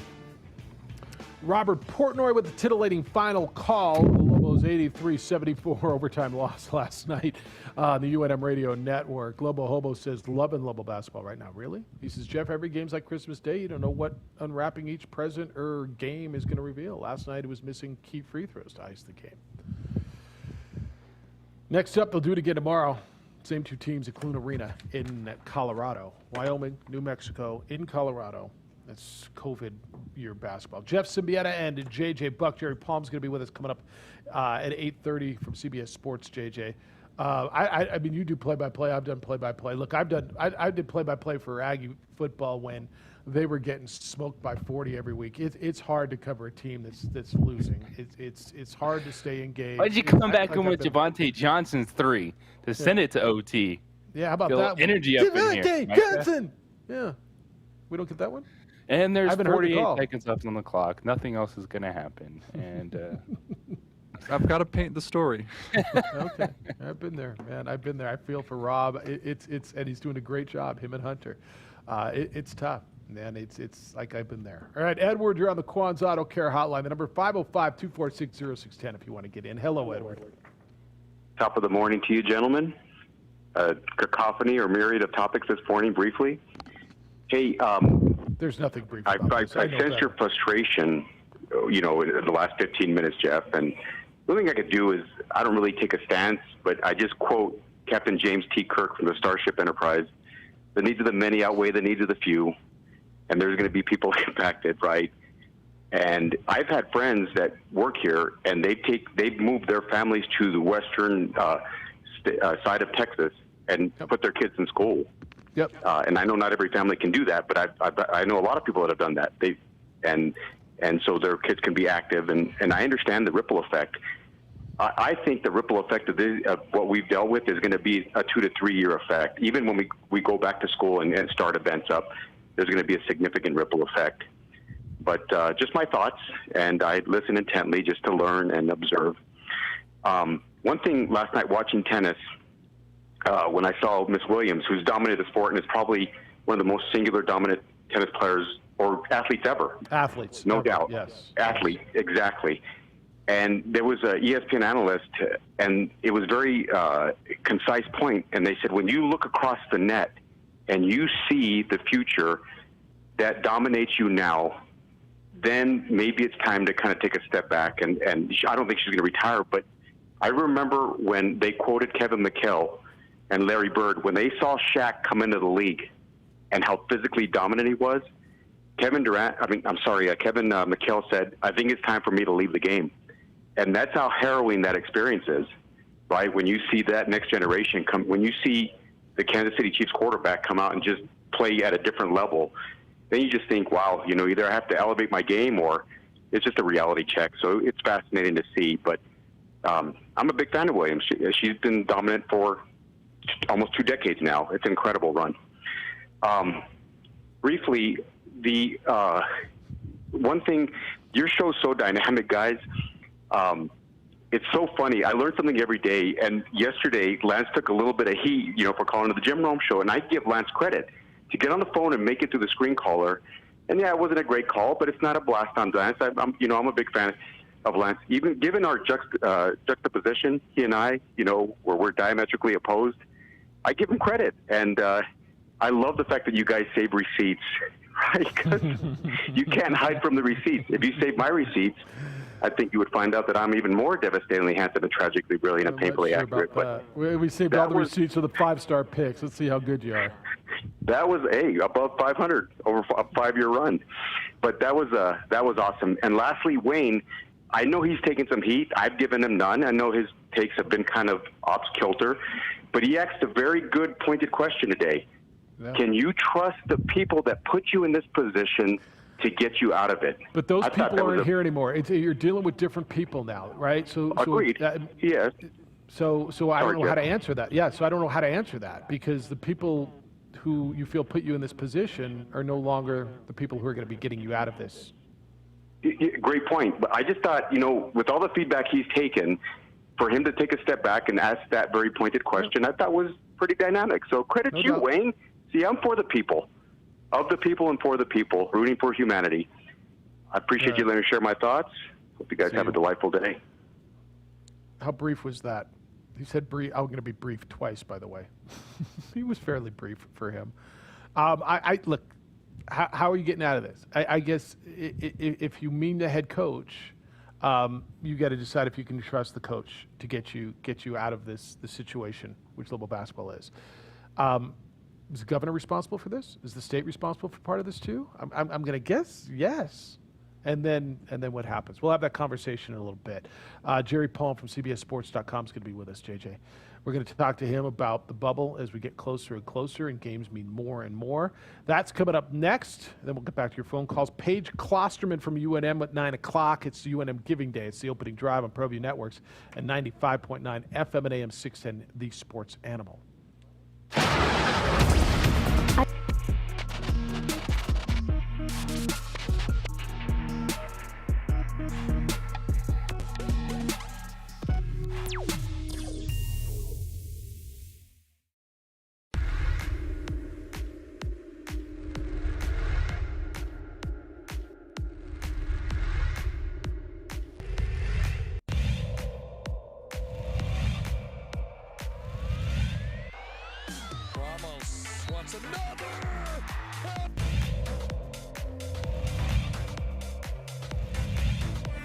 Opportunity here. Martinez shoots, he scores.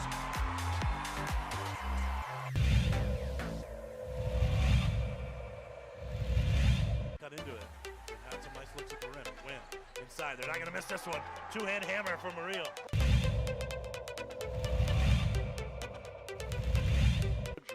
Ball's played up. Rodriguez with it. Gonna settle. Looks to the inside. Brings to the far side push.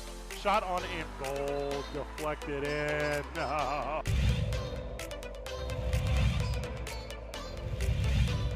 Dorian's gonna go all the way. It was blocked by the rim.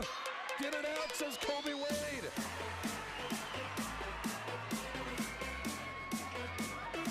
Ramos. Got it.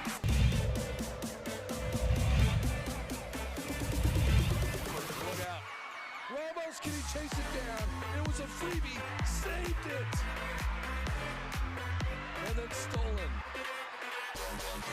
And somehow Hasbury's got it back. Handoff. Watson.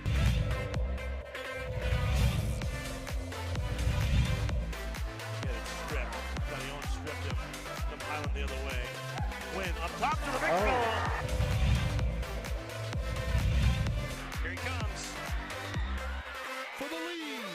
Got him.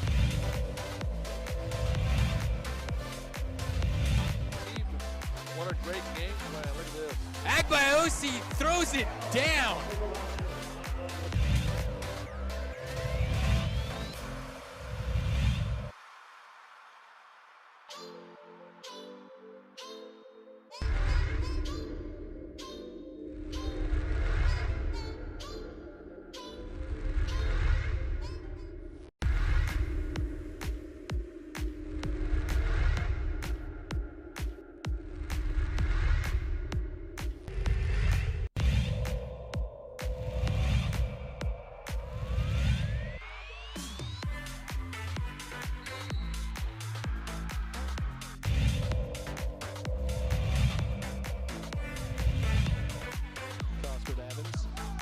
Has that ball stolen.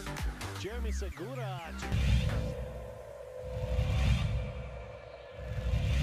Forward dribble, spin cycle, up and under move. What a pass. Wrap around pass. Harris, Legate, the long bomb, 3 ball.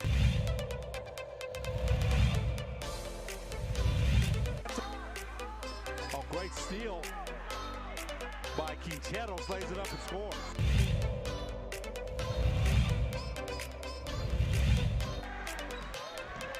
The whole little jump step in the...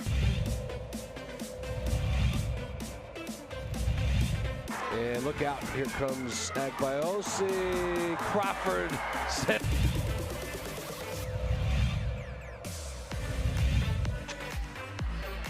That's blocked. Lansing says, get that out of here. Sister to sister, Marianne Lansing's going to go all the way. Turnaround.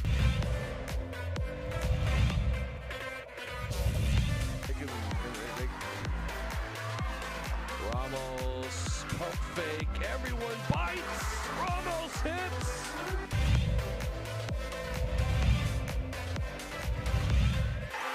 Jackson loses it. Jalen Bond back, alley-oop, put it down.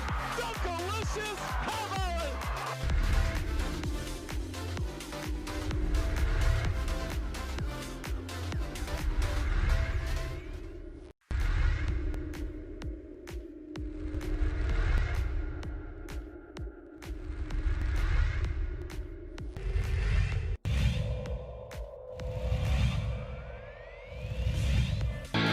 Lobo basketball back at it tomorrow against Wyoming. Last night at Clune Arena on the Air Force Academy.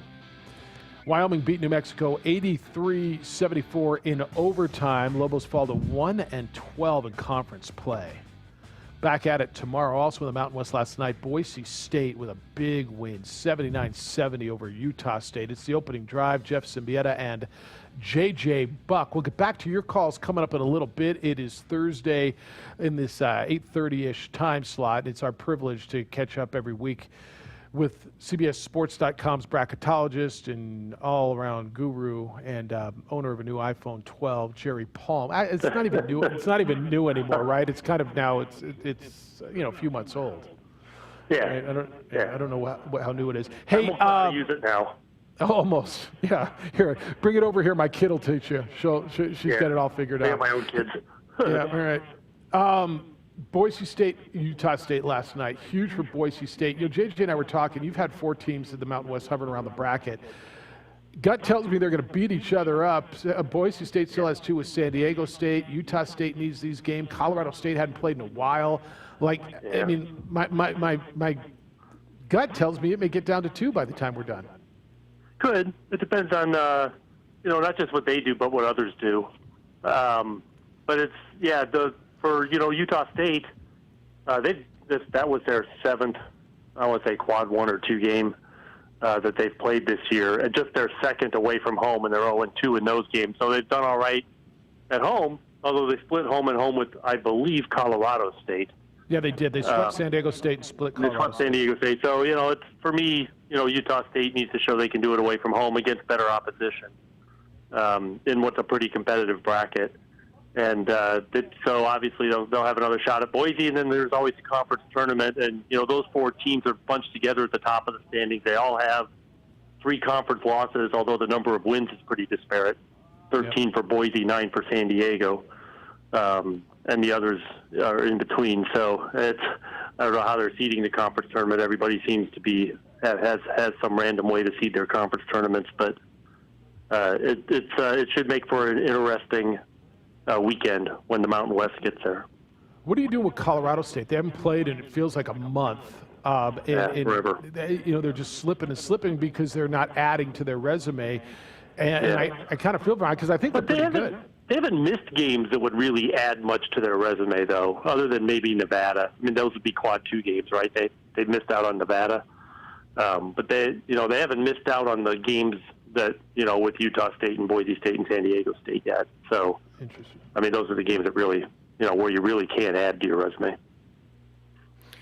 Jerry, we saw an announcement of the West Coast Conference this week. They're partnering with Kim Palm to seed their tournament. We saw the Mountain West release their standings that if you don't meet games played, they're going to add losses to your record to get there. It's a mess, but what do you think of what we've seen so far specifically with the West Coast Conference? Well, and that's kind of what I meant about finding random ways to seed your tournament because everybody's playing a different number of games. And so, Some I think are overthinking it. I would call that overthinking it. But that's, they can do what they want. And more interest with the West Coast Conference was there was a story yesterday that Gonzaga and BYU have not yet committed to playing in their conference tournament. And obviously that becomes a problem if they don't. The NCAA is not going to take too kindly to the West Coast Conference trying to say that we're going to take an automatic qualifier from a watered-down conference tournament. When did participating in a conference tournament become an option? Well, so when before we were on the show, just having discussions with Dan Gavin and Mitch Barnhart last week, and when we were preparing for the bracket reveal show, one of them said, and I forget which one, that all but 2 of the conferences require schools to play in conference tournaments if they're being held. It's part of the bylaws of the conference. But now couldn't remember which 2 conferences that did not apply to. But so maybe the West Coast is one of them. I don't know. But obviously, that would be a problem if the West Coast has a conference tournament without Gonzaga and BYU.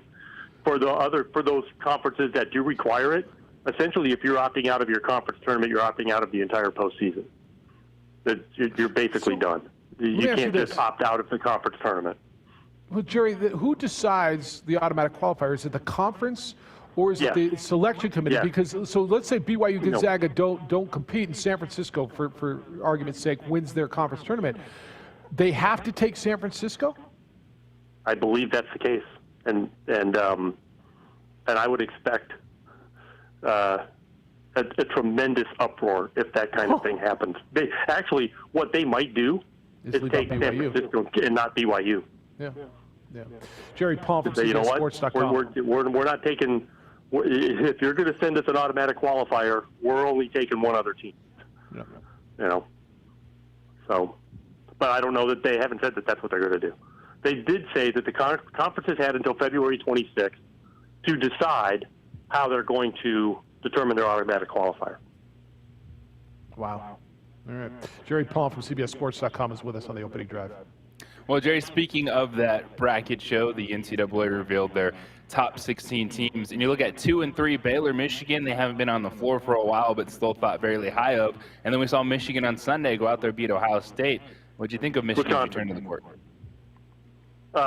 Michigan won at Wisconsin on Sunday. Their first game back after 3 weeks off. They kind of slept through the first half, and then Brad Davison threw an elbow at somebody, and all of a sudden Michigan woke up and came back and stormed back and won that game. The Gonzaga and Baylor have been the dominant teams in college basketball all year. Baylor hasn't dominated anybody in 3 weeks, but we'll see them Tuesday against Iowa State in their first game back. So I guess we'll see how much rust they have. That's a good team to have a little bit of rust against because they're really struggling this year, Iowa State.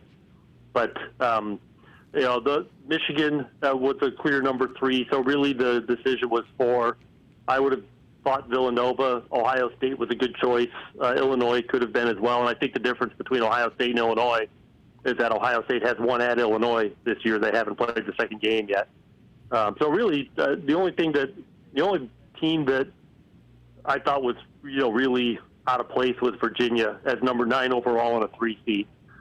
When their best win and really only win over a team in probably anybody's bracket was Clemson. That beat them by 35, but still, that's their only win. And at that time, had lost to Gonzaga and Virginia Tech badly, both of them, and also San Francisco. And then, of course, since then, Florida State blew them out. So the 3 best teams that Virginia has played now have beaten them by an average of over 19 points a game. Jerry, I'm just thinking of scenarios. I'm watching all these games postponed. We just went 2 weeks around here. New Mexico didn't play. New Mexico State went a month and a half, played once. I'm looking at Baylor, and I'm looking at what Michigan just went through. And I'm not sure why I'm to believe that somehow this is going to end as far as COVID shutdowns. Is the NCAA, I know they're going to go into a bubble once they announce the field, but do they have a contingency? Bubblish. Yeah, that's bubblicious. Do they have a contingency? So they announced their field of 64, right, or 68, and then a couple teams have to go into protocol. It's not as simple as just plucking another team. If you have a 4 seed that goes into protocol, do you reseed everything? Have they talked about scenarios like that? No. On the show, they said all they would really say to that is they believe, they get everybody tested, and pass their test before they arrive, and that if everybody follows their protocols, they should not have a problem. I don't think that meant that. I think what that means is that whatever contingency plans they have, they're not willing to share yet. I don't think they're putting all their eggs in that basket. They're smarter than that. But I don't know what their plan is. They didn't say anything that they were definitely forfeiting games or anything like that. It's just, if they have a contingency plan for when that happens, and I'm not even going to say if, I'm going to say when that happens. They have not shared that yet. Well, I mean, they've got to, because for us to sit here and have this Pollyanna thought that we're going to get through that, right? And I don't think they really intended it to sound that way. But I'm absolutely certain they must have some sort of a contingency plan, but they haven't, or they're still developing one. They haven't shared it yet, though. All right, just a minute or two left with Jerry Palm from CBSSports.com. Well, Jerry, of course, it's Michigan, Ohio State coming up on this weekend, this Sunday. But you watch everything. We know that, Jerry. But are there any games over the next few days that really catch your attention that we should be watching?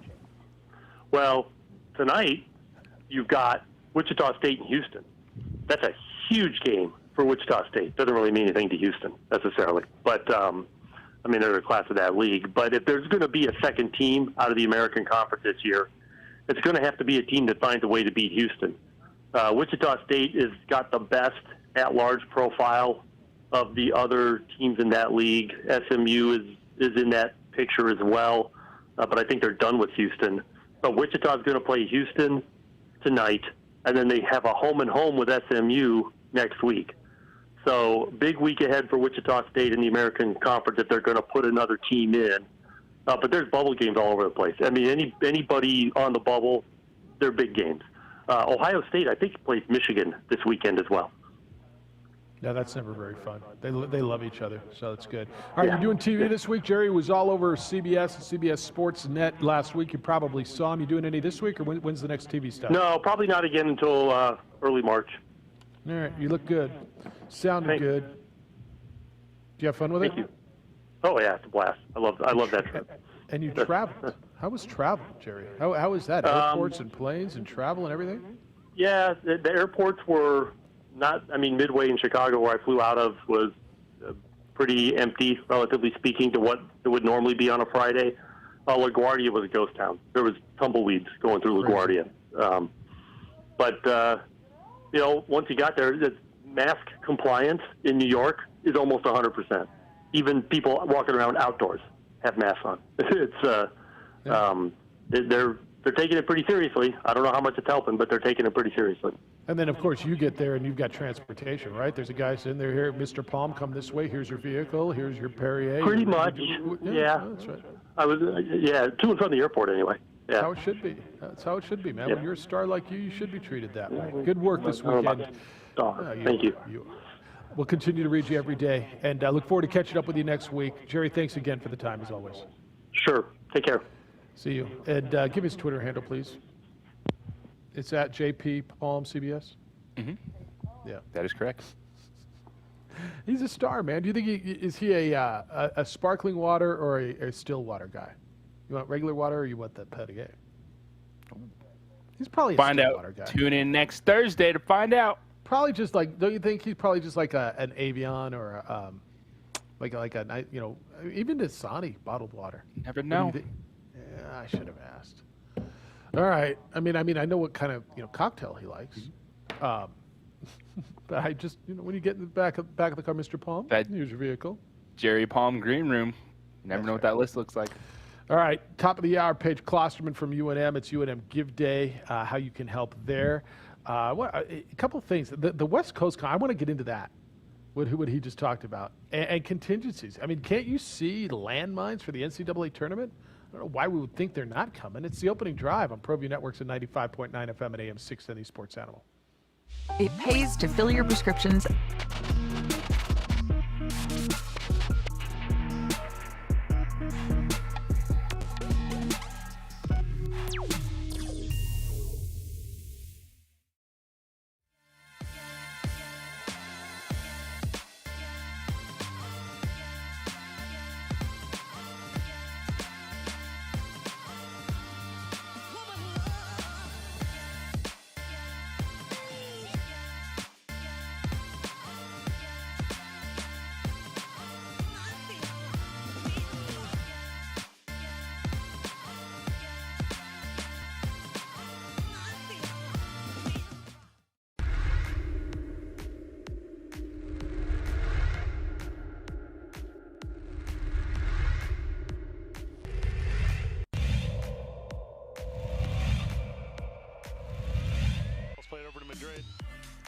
across the box off the dasher. It's settled. Shot on by Garcia. Trickles in. Goal.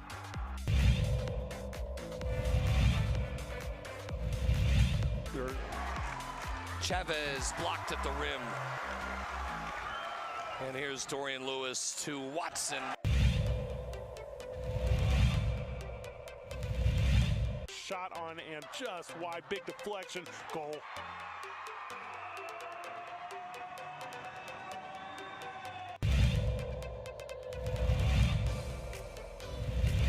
With his first field goal. Look at that. That's gorgeous.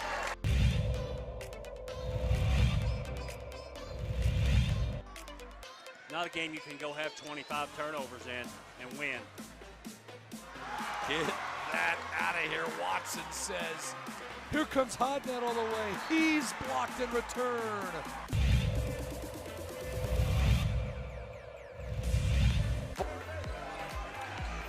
Dickey, did he get it off? He did, and he hit it.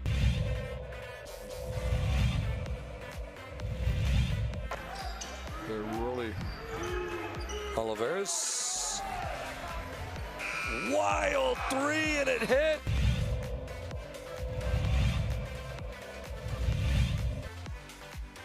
Another steal nearly by Hiron. It is a steal. Avalos ahead to Hiron. The two-hand hammer by Hiron. I knew he was going to put that one down.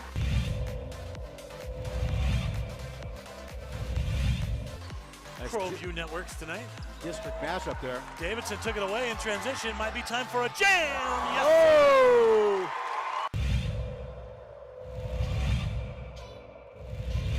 Big Barton, watch him, coach. Watch the inbounder. Dumas Sanchez in the corner. Back to Barton with 2.4 seconds left.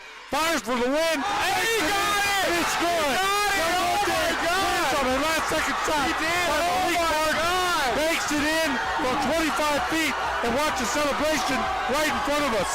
What a shot by Barton. He was double teamed and somehow found a way to get it in. Ramos to Gaxiola, high window for the win. It's good. It counts. Gaxiola with the game winner for a Driscoll Heritage.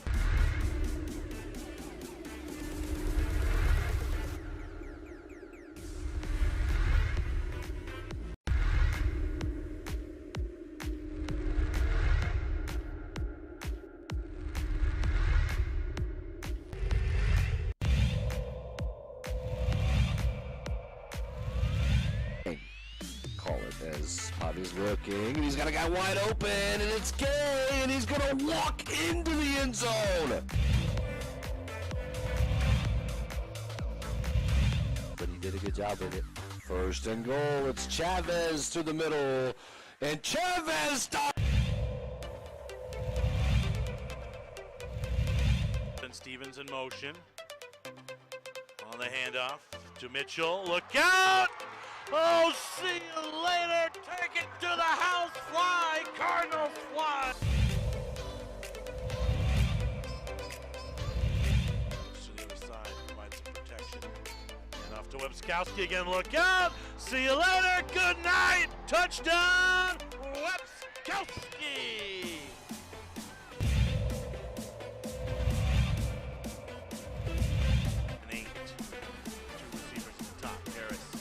All day. He's going to fire to the end zone. Open man! Touchdown! Wild catch! Not a defender inside. A little bit. Kowski on the sideline! Hasta mañana! He's off to the races! Touchdown, Clovis! Albuquerque this afternoon. All right, a couple things in Jerry's call. JJ, first of all, no contingency that we know of as far as why would we think the NCAA tournament's going to happen with no COVID stoppage? Because they're going to be bubblicious? I'm watching games. I mean, every week, every week, every day. That's right. And the other thing, I did not know about the West Coast Conference. So you turned me on to something. So the West Coast Conference, Gonzaga, BYU, USF, Pepperdine, Loyola Marymount, they have gone to Ken Palm to see their tournament, which I didn't know, which I guess doesn't bother me.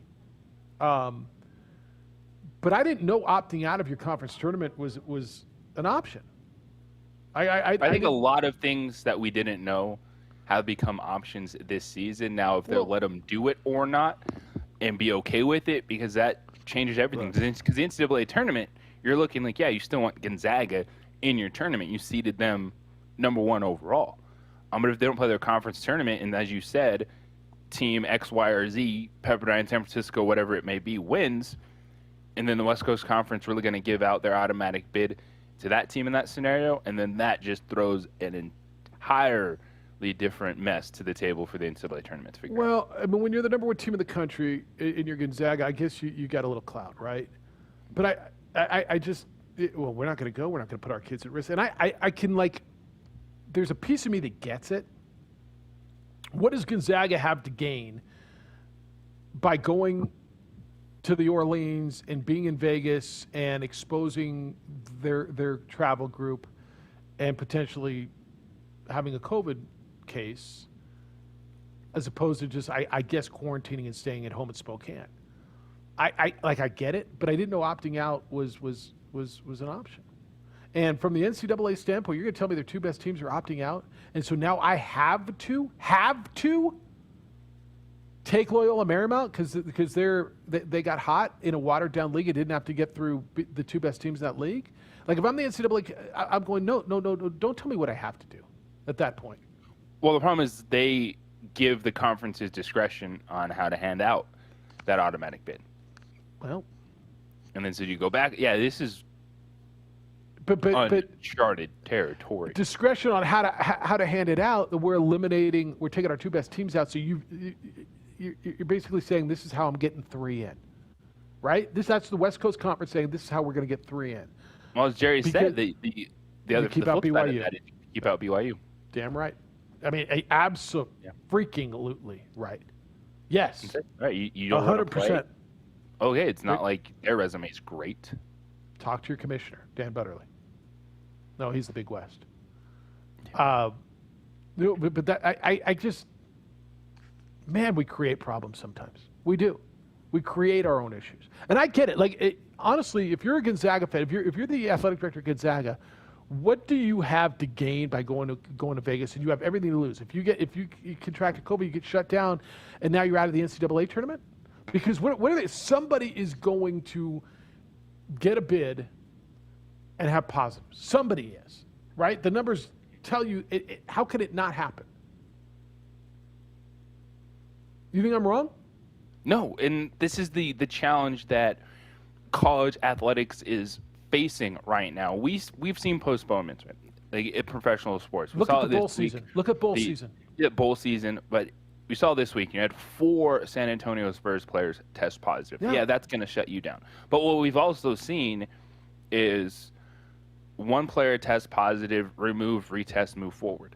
And like if collegiate athletics is not comfortable with that model right now, where it's all right, listen, remove the positive, keep monitoring everybody, keep your fingers crossed it doesn't spread and move forward, then you're going to lose teams. You're going to lose highly seeded teams. You're going to lose games in the NCAA tournament. Because what the Lobos just did, their men's basketball team, I think a lot of people are going, wait, you lost the series, but you kept your team on the floor. And that was a big thing. Somehow they were able to keep their team on the floor. Yeah, they removed Scott Padgett. Best wishes to him. Hope he gets healthy after he tested positive, but they kept their team on the floor. And you start looking at that and saying, all right, how do you start advancing that model to where it's not a complete shutdown for 2 weeks? Because that's the only way you're going to probably get in as full as possible into the tournament. If not, it's going to be weird. So teams essentially are going to have buys in the NCAA tournament. And it could be a 12 seed with a bye over a 5 seed because the 5 seed's out. Could be a 1 seed. It can't play because of a 16. Look, I'm thinking of bowl season. I think the Frisco Bowl got canceled, 5 days out because of what you had with SMU. If I'm not mistaken, the Texas Bowl in Houston didn't get canceled the day of. Both teams were on site. And for us to sit here and think it's not going to happen with smaller groups. 1 minute. I think we're kidding ourselves. It's going to. And you can have the best plans in place. Unfortunately, something can still happen. We've seen it through this entire time, you're trying to be as safe as possible. You're following protocols. You're getting tested, and then you have a test pop up. All right. You can help UNM Athletics. It is the University of New Mexico Athletics annual Lobo Give Day. Paige Klosterman, the assistant athletic director in charge of this stuff over at UNM, is going to be with us. Tell you how you can give and how you can target what it is you want to give, so it can go towards what it is you want it to go to. That's next. It's the opening drive on 95.9 FM and AM 610, the Sports Animal.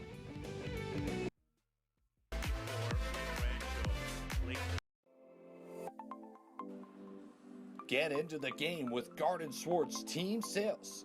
They have everything you need, from screen printing, embroidery, and digital printing services, high school letterman jackets, and all high school and club uniforms, and individual and team apparel with the most reliable brands like Speedline, Rollins, and Wilson. And don't forget to check out the latest F7 Shut helmet. It's all at Garden Swartz Team Sales. Give them a call, 505-884-1234. Garden Swartz Team Sales.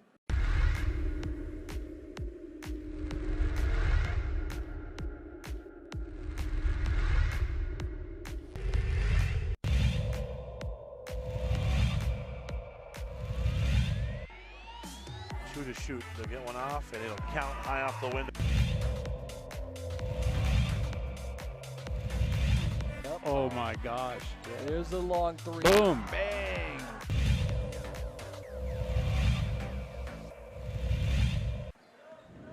Martinez will beat the buzzer. Got it to go.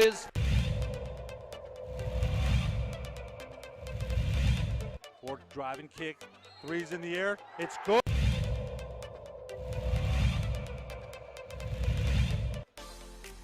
Pass on the nice block by Hernandez Crawford.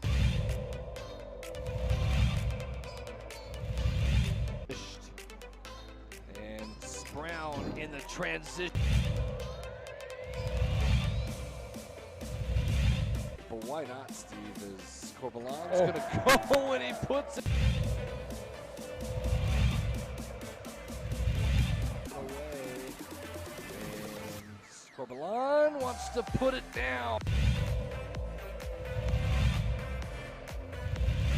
Here comes Las Cruces. Brown, you can't leave him alone. Put it down.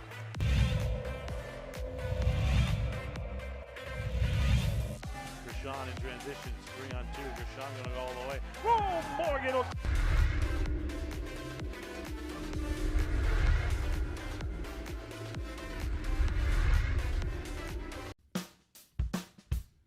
Well, I'm going to the frontier, walk up to the cashier, order up a root beer and a number one. Cover it with green stuff, one scoop is not enough. Find a booth is real tough, back by the Duke. Meet my family, meet my friends in the quirkiest restaurant I have ever been. All of Albuquerque's favorite spot, it's the Frontier Restaurant. The Frontier Restaurant is a proud supporter of ProView Sports Network.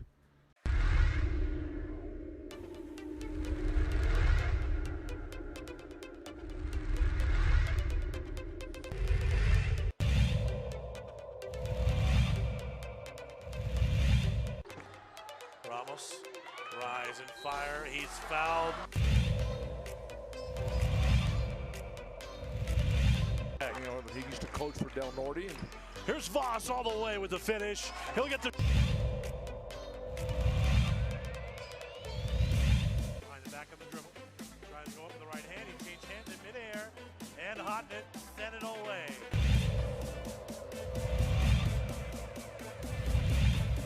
Wynn doing a really good job denying Chavez. BC hasn't got the ball. Oh, Yeku. Oh!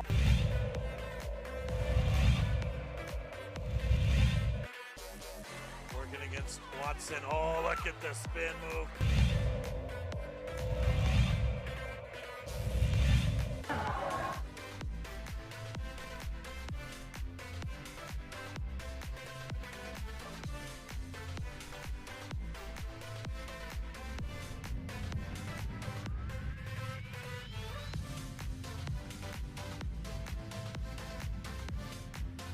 In the morning, 7 a.m.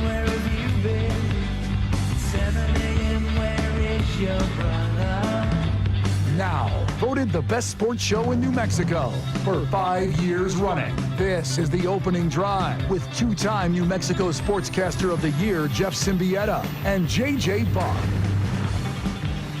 Lobos get beat on the basketball court last night. Men's Lobos 83-74 in overtime. Wyoming beats New Mexico at Clune Arena on the Air Force Academy. Same two teams will go tomorrow over on News Radio KKOB. This is a big day for the University of New Mexico. It is the first annual Lobos Give Day. And what does that mean?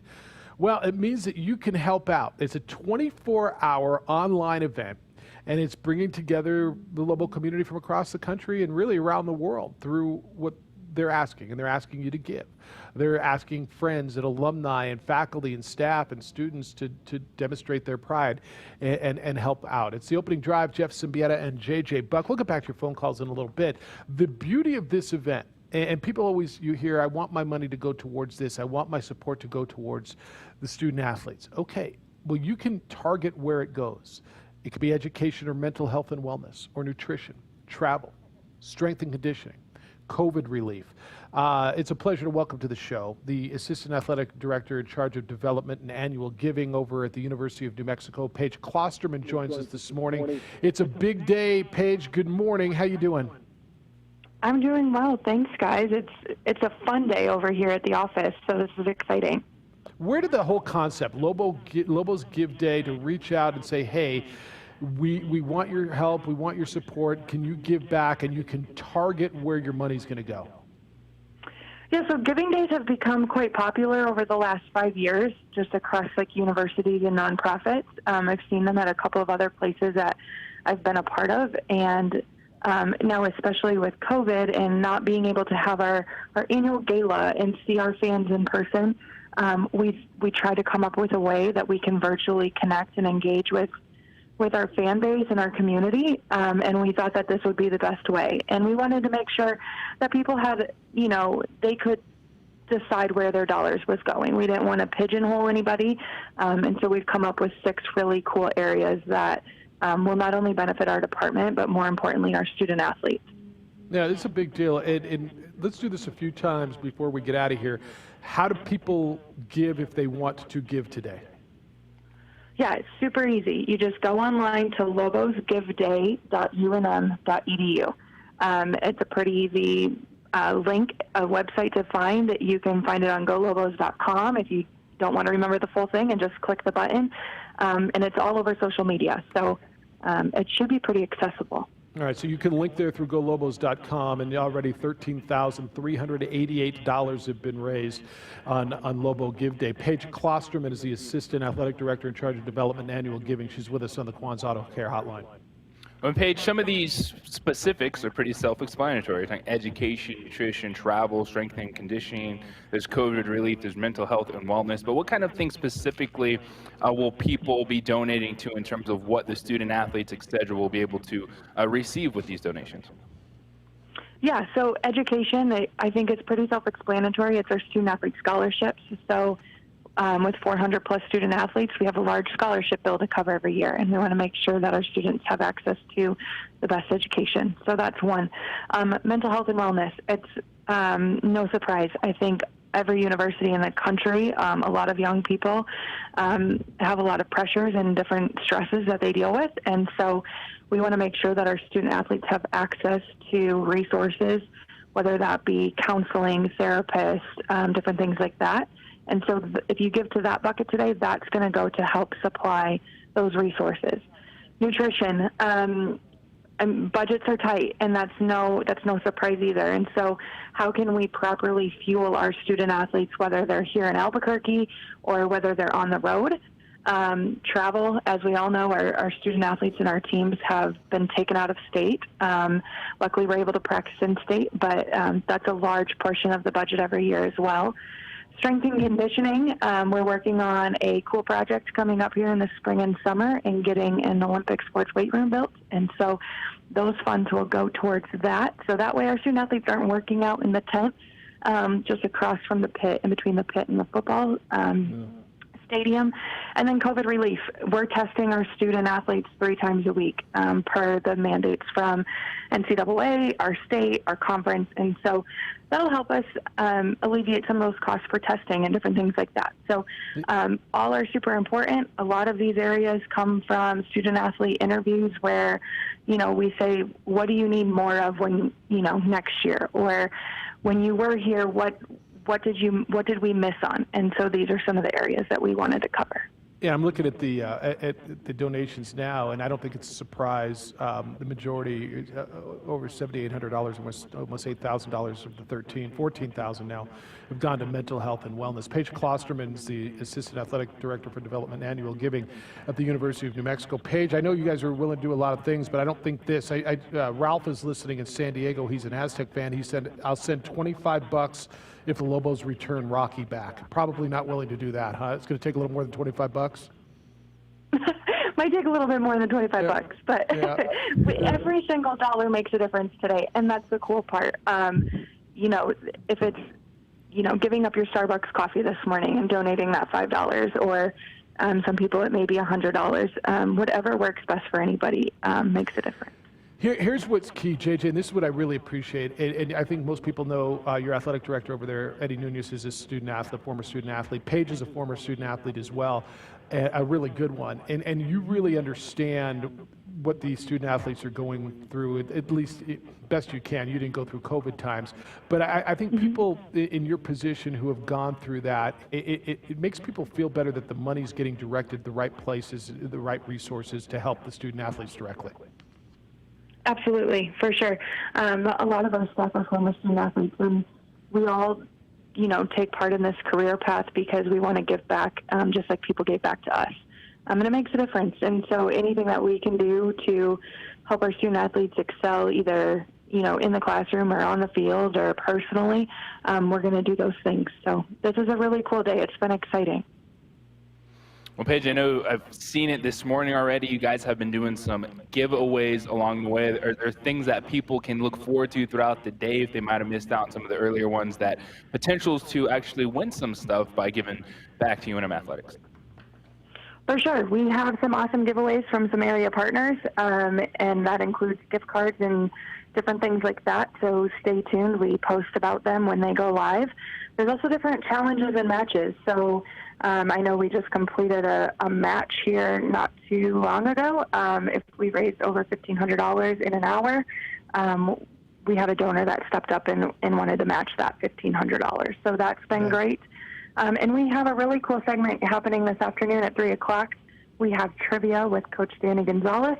And so we're going to get him on Facebook Live, do some trivia. It's Power Hour, so we're going to try to get 50 gifts within 1 hour. If we do that, we have a $2,500 unlock coming from a partner and a donor of ours. So it's pretty exciting, but, just stay tuned. We have some little hidden surprises throughout the day where we'll surprise some folks for just jumping on board. I love the strategy, and I'm looking at some of the challenges, the new donor challenges. I got an idea for you, Paige. JJ, you have no idea. Paige is a terrific golfer. And so I'll bet there were a bunch of guys out there that would have taken a challenge from you to go play golf, and after you beat them, they're forced to donate, or not forced, they make a donation of whatever it is. I mean, I think, as you do this in the future, Paige, because, guys will look at you, right? You probably get this all the time. I could beat her. They have no chance against you. It does happen on occasion. Haven't played golf in a while, so I'm not sure how that would play out right now, but Paige, you broke 80 when really we played. Now, JJ, let me just tell you something. And Paige, I haven't told you this. I learned so much that one day we played. So she does not miss a putt inside 10 feet. She doesn't. And I watched, ask Craig, after we played, I took so much more time over my 10-foot putts, and I watched the way your routine was the same on every putt. You were steady. And I think my putting percentage inside 8 to 10 feet in the month after I played with you went up about 80%, simply because I watched your concentration. JJ, she's an unbelievable golfer. You know what that sounds like to me, Jeff? Is you might owe a donation. All right, fine, I'm in. I'll give you the $25 to get Rocky back. No, that was fun that day. I enjoyed playing with you guys, and I putted out of my mind. So that doesn't always happen, but you don't miss. It's always Paige. good when it does. I think you broke 80 that day, didn't you? I think, yeah, I shot 77 or 78. I can't remember, but that was Am fun. I lying? That was a Am I lying? Yeah. All right. Well, you should challenge some. I'm sure some people would love to go out and play golf with Paige. All right. Here's the deal. It's a Lobos Give Day at unm.edu, and if that's too much to remember, just go to golobos.com and follow the prompts, and you are encouraged to do what you can. And if you can help the student athletes, you realize what they're going through. And the beauty of this day is you can direct where your money goes. You can go to education or travel or mental health, nutrition, COVID relief, strength and conditioning. Paige, you guys have done a great job putting this together. I think the strategy on it is terrific, and I congratulate you on the early success and wish you the best as you go forward. And maybe not today because you're busy, and I just got an email that the golf course is closed, but let's get out there and hit them again. For sure, absolutely. Thank you so much, guys. Anybody has any questions, feel free to call the Lobo Club. We're here all day. So. All right, Paige, thank you very much. Again, golobos.com. Paige, have a great day. Thanks, you too. Bye-bye. See you. Dude, she's a terrific golfer. A terrific golfer. So what'd she say, 77 or 78? I don't quite remember, but I shot at 77. Yeah, those are the days you remember. But see, when you shoot them so regularly like she does, maybe it was just, whatever. It was no big deal. She didn't miss a putt. And I'm not lying. So I watched her, and after that, I totally concentrated. I actually changed my routine on those short putts, and for a short while I was making those and losing less money. All right, you can get in on that. Again, it's Lobos Give Day at unm.edu, and again, go to golobos.com. You trusted your home and business security to a local company. You thought this was the great thing. They had armed response, and then they sold out. And you've been selected, and now your security's on the brink of being bought out by a national corporate giant, and that's not what you signed up for. Call on the spot. Call International Protection Service. IPS, that's who watches my home. International Protective Service. Aaron's got a slew of highly trained security officers. They're vested in this community. They are invested in your home, your business. They're not going anywhere. They've got highly trained armed guards, 24-hour patrols. IPS protects what is yours. I've trusted International Protective Service for years. They watch my home. They give us peace of mind. They come by every day. If you've got a trip coming up, you're going out of town for a few days, a week, whatever, IPS will come by every day. Pick up the mail, the newspaper, roll the garbage cans to the curb and back on garbage day. Give your home that lived-in look, and it gives you an incredible peace of mind. Don't wait until something bad happens. Call IPS and protect what is yours. 505-897-2420. That's 505-897-2420, or go to ipsglobal.com.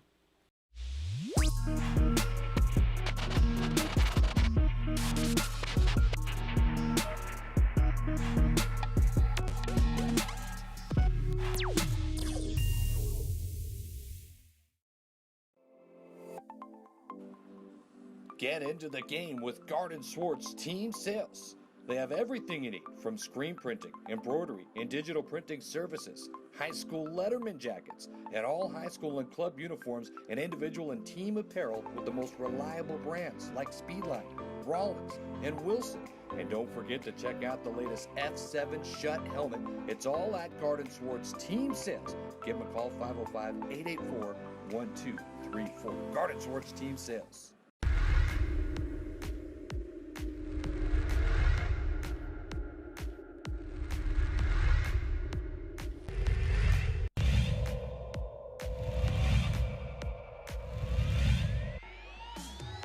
Shoot. They'll get one off, and it'll count high off the window. Oh my gosh. There's a long three. Boom. Bang.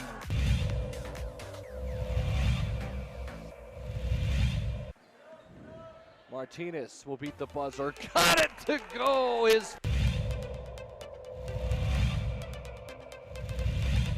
Fork driving kick. Three's in the air. It's good.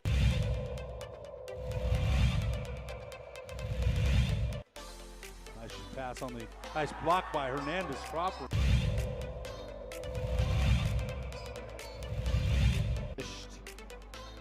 And Brown in the transition.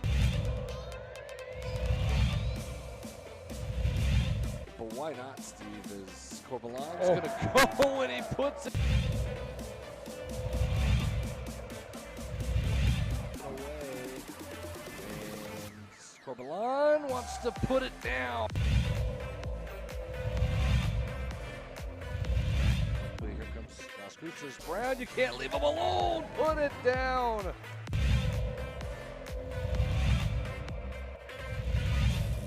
Gershon in transition, 3-on-2. Gershon going to go all the way. Oh, Morgan.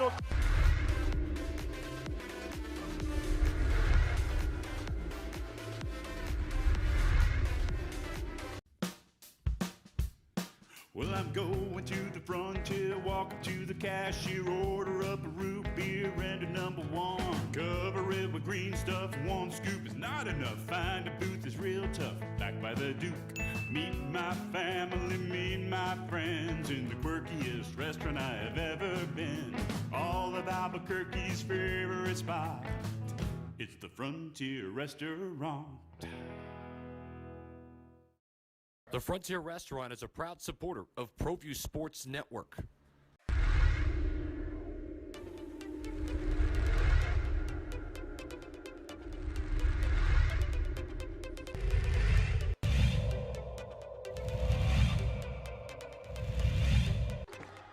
Ramos, rise and fire. He's fouled. You know, he used to coach for Del Norte. And Here's Voss all the way with the finish. He'll get the... Behind the back of the dribble. Tries to go up with the right hand. He changed hands in midair. And Hotnet sent it away.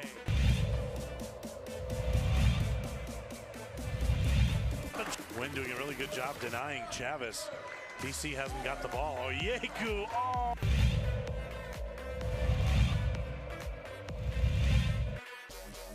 Working against Watson. Oh, look at the spin move.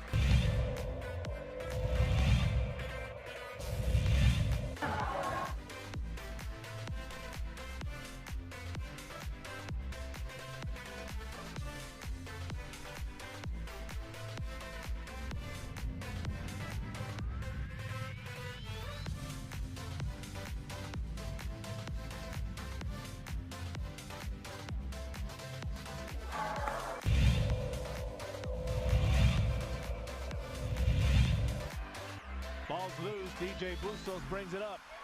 Barnes Tompkins, alley-oop. How about it? That was redunculous.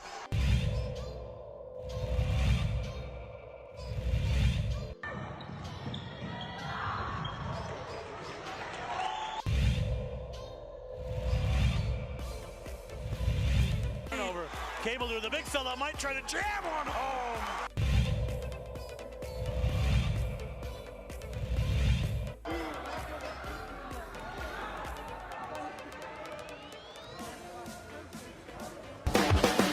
All right, I did get a response to Ralph, who offered $25 to the Lobo Give Day.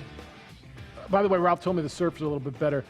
Danny Gonzalez, the football coach at UNM, responded to that. He told me that Rocky's buyout is just a little over the $25, and to San Diego State it's tenfold. I said, it better be. It better be. It feels like it's one of those situations where if a no-trade clause could be involved, there's a no-trade clause here. Yeah, there's a no-trade clause. You don't get it for $25. Offshore winds, nice swell and sunshine is your surf report coming out of North County today. It amazes me when really good golfers like that. Like when I break 80, dude, and it did happen twice this year, but it hadn't happened for that like clubhouse. You're like spraying champagne. Dude, You're like, woo! I remember every shot, every putt I made, every one I made. Like, I mean, and I've done it, I want to say 4 times in my life, maybe. I did do it twice this summer. But I remember every shot. If you broke 80, yeah, that's 77 or 78 that day. Like, that's how good she is. She played college golf, man. And a terrific young lady. And I appreciate Paige spending some time with us. And again, if you want to get in on Lobo Give Day, it's Lobos Give Day at unm.edu, or just go to golobos.com and you can click through. It's a great idea. It's a great concept, and I love the challenges that if you go on their site, and they're doing different things, the trivia and Josh and J. Paul, thanks for putting that up. It's up on your screen if you're watching on ProView, and how much they're keeping track of what they've earned. But there's, if we can get, what was one of the challenges, 50 new donors in the next hour, I'll donate $1,500. And so there's a lot of cool things that are going on there. And if you've got the means and you've got the desire to help the student athletes, you've got an opportunity to do that today. Opening drive, Jeff Siembieda and JJ Buck. Micah's produced on the radio side, J. Paul and Josh on your TV side. You can get in today, 505-246-0610 or 888-922-0610, and emails Jeff at sportsanimалabq.com, JJ at sportsanimалabq.com. Micah's got an email. How about that? So JJ, I've been doing this 12 and a half years on this show. I don't think the producers ever had their own, Micah at sportsanimалabq.com email, and it's now happened, Micah. Congratulations to you. Does that mean I got the job? I don't know. Is it mine now? Is it mine? You better ask the boss about that one. I don't know that that's a fact. I'm in. But it's not like they asked me, man. Me or JJ. Have you ever had a say in, when we produce, how many producers we gone through? 57 of them. It's someone willing to show up and deal with us for 3 hours every day. Right. And Micah has been, and Micah's done a fantastic job. And now you can specifically send all your complaints to Micah at his email address. Micah at sportsanimалabq.com. Hit me up. All right, I got an email. Not quite understanding. This is from Grady. Homebound stair commuters of the OD and the AM. It's no secret what my political leanings are, nor do I have a problem letting people know where I stand on issues, sports, or otherwise. A lot of people don't care for me or my opinions, and I couldn't care less. It's also no secret I have a student athlete at home, living with and dealing with all the challenges this pandemic has brought. With that said, the governor's office and the PED are flat out wrong in tying returning to sports to returning to the hybrid model, period. I've always been an advocate of doing things safely, and now there's evidence that returning high school athletics, and more importantly, returning to the classroom, can be done safely, noting that there's no activity that's completely devoid of risk. Those activities are less risky than other allowed activities. I love the fact that kids and families that have concerns don't have to return in a hybrid setting if they don't want to. What that doesn't mean is that those kids are not participating in school learning. The goal of the PED should be to ensure that all New Mexico kids have access to quality education. And during a pandemic, that means via online and hybrid style learning situations. There's no academic reason, nor a science-based reason, to tie the return to sports to the hybrid model. I hope there's some legit reason that we haven't been told. Otherwise, there are going to be some tough questions to be answered by this administration, by people who supported this administration. We progressed through this pandemic and have learned tough, very costly lessons along the way. Now is not the time to go rogue, speaking of the PED and this administration, that is, and move forward. Please tell my guy Edward it was Spock who said that line, not Kirk. Grady in Santa Fe by way of the snow-covered village of Pecos. Grady, I would encourage you to send that email to the governor, to the PED, to the higher education secretary, to everybody in Santa Fe. It's coming from somebody who has supported our governor.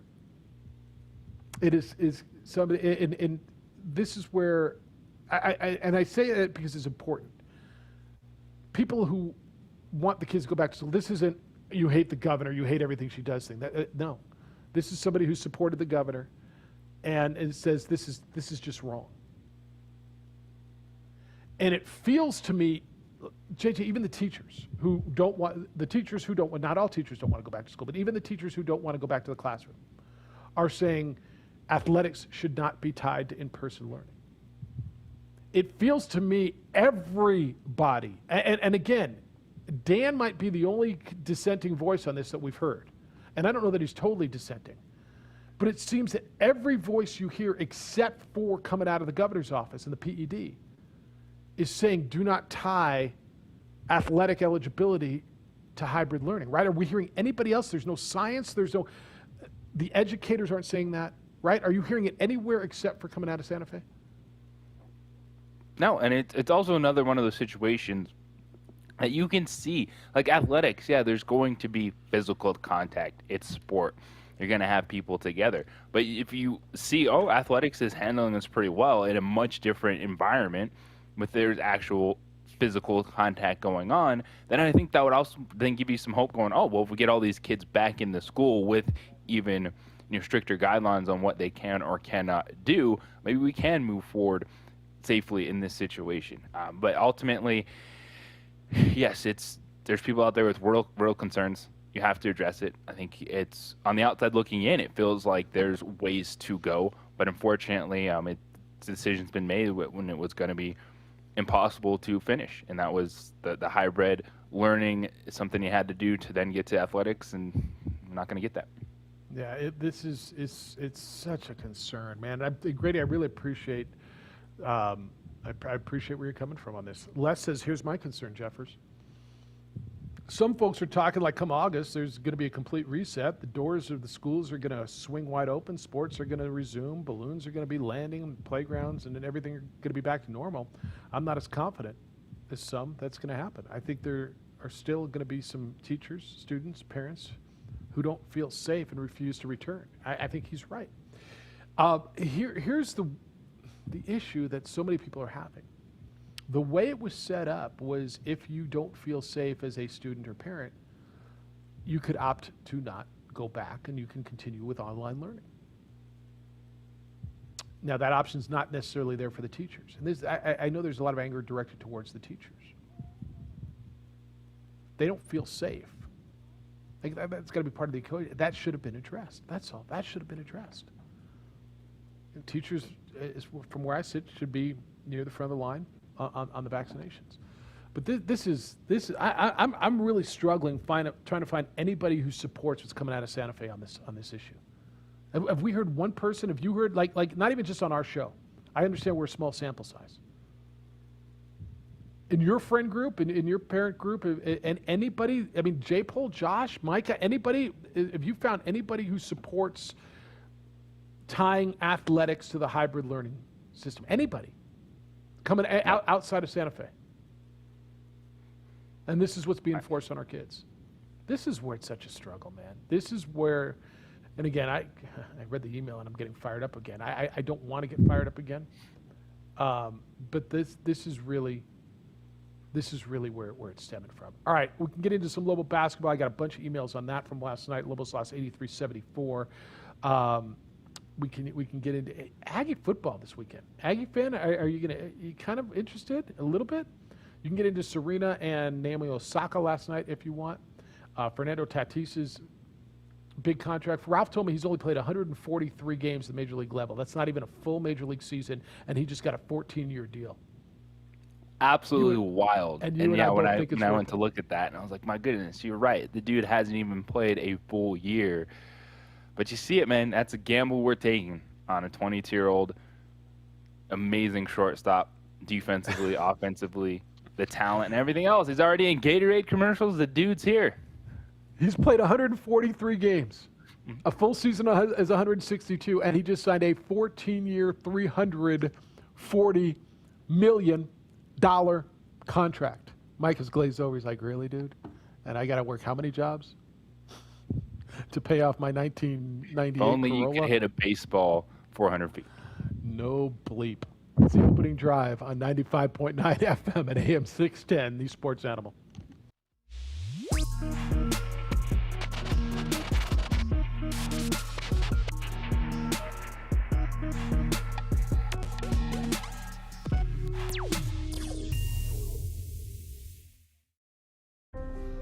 The New Mexico High School Coaches Association, established in 1941, is an organization of New Mexico's best and most professional interscholastic coaches. Coaches across work daily to help our student athletes excel in the classroom, on the field of play, and in our communities. Students that participate in interscholastic activities attain higher grades, higher graduation rates, and higher wages. Responsible for the North-South All-Star Games, statewide Coaches Award Program, and providing multiple professional development opportunities for New Mexico's coaches. Be a great coach by coaching beyond the game.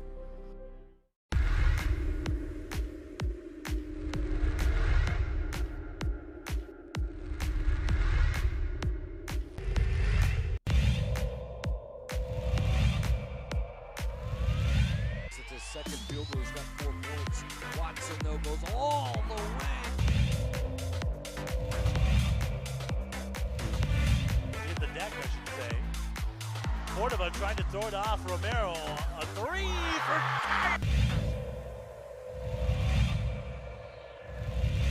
Set out to Jutapia.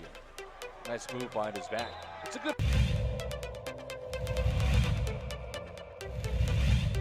Here's Ramos. Step back. High arcing. 20.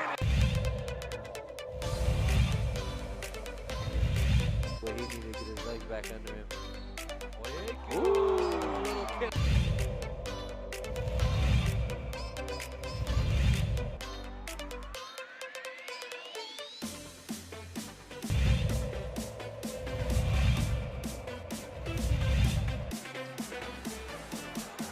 They leave it one more time. Two-hand hammer.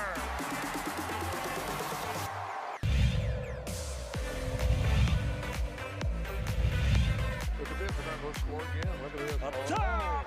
Yes, and the finish for Akbayosi.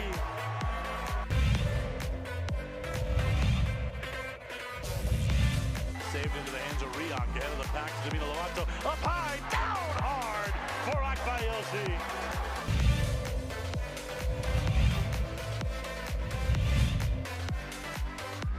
Out of the corner, Casals, the 3-0, Katenge! Let me clean up the mess! He dropped out of the rafters for that one, Steve.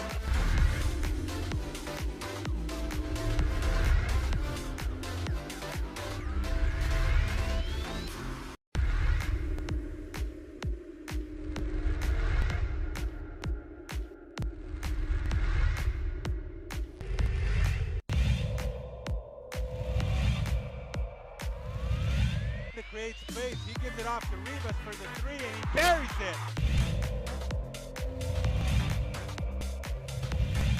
They'll be coming in soon. Double pick set for Avalos. Goes to the right. Avalos puts it up high. Window. Scores it as foul.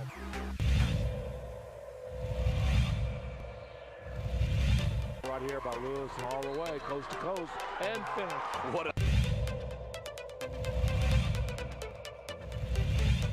Around the screen against White. Step back. It's blocked. JB with the block.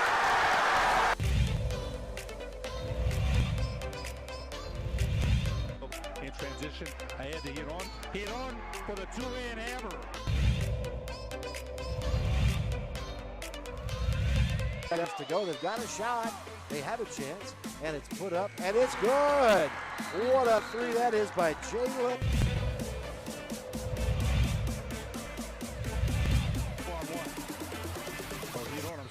Hito puts it up.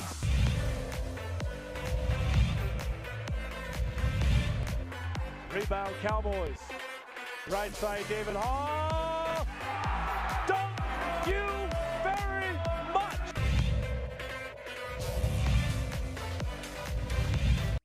Timer 40 on the game clock. Francis wants the Valdir Manuel screen. Gives it up to Valdir at the top. Dribble handoff to Malowich. Malowich down the left rail. Left corner. Javante Johnson, three. Rattles in. Johnson scores it. Left baseline triple. We're tied at 71. Robert Portnoy and Hunter Green, UNM Radio Network. A big shot by Javante Johnson late in regulation sent the game to overtime after a Lobo stop. In overtime, New Mexico scored 3 points.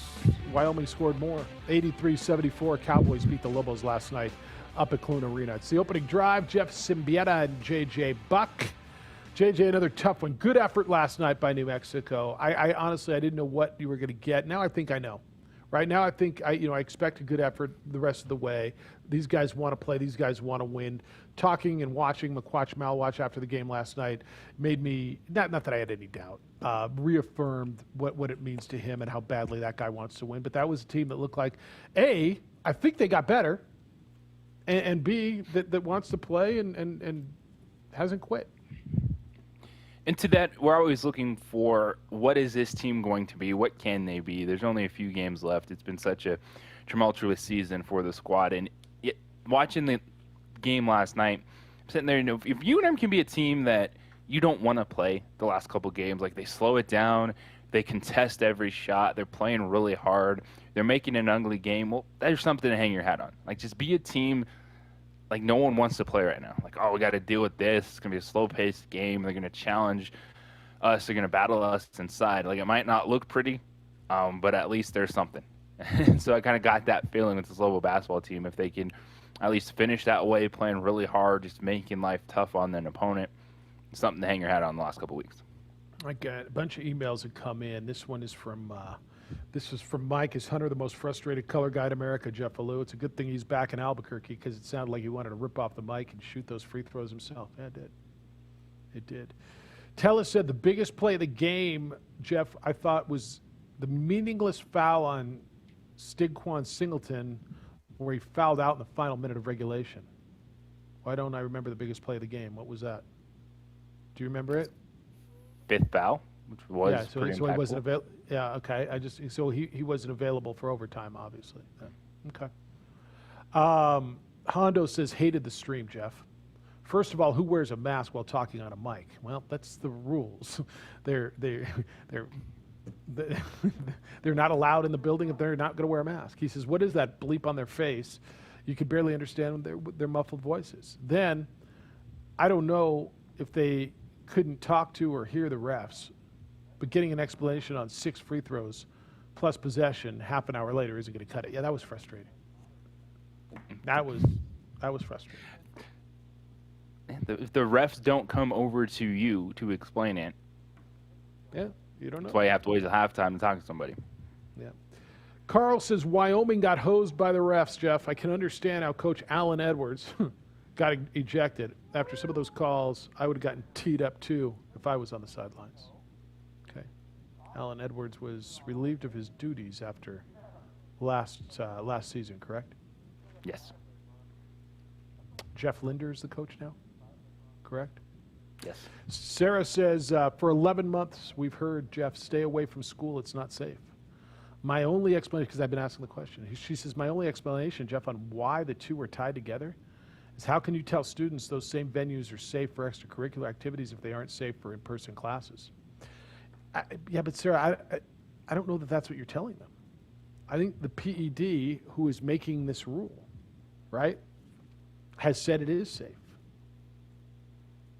The people who are saying it's not safe are the local at the local levels, the local districts, the teachers who aren't going back. And so the reason that some of these schools are not going back on a hybrid level, the way I'm interpreting this, and you can tell me I'm wrong, is not that they're not safe. It's they can't come to a conclusion, a consensus on how to make it work. But the PED is the one, the Public Education Department is the one who's making this constraint, tying, marrying extracurricular activities, athletics to the hybrid learning. And they're saying it's safe to go back to school. Here's your guidelines. So it is safe, or relatively safe. Does that make sense? It does. Yeah, I mean, Sarah, I appreciate the perspective, and I understand it, but I don't, because it feels like it's still contradictory because it's conflicting language coming out of the same place. If you were going to tell me a local school district said, no, it's not safe, and so we can't play athletics, okay, that would make sense because it's a consistent message coming out of the same place. But it's coming out of the state's public education department saying, A, it is safe to go back in a hybrid model, so figure that out. They're not saying it's not safe if you don't go back to school, then it's not safe to go back and play sports. It's different messages coming from the same body. Does that make sense? I hope so. Rod wants to know, Jeff, when are you headed to Vegas? And this year, will the voice J.J. Buck be right by your side calling potential deep Lady Lobo run to the Mountain West Tournament?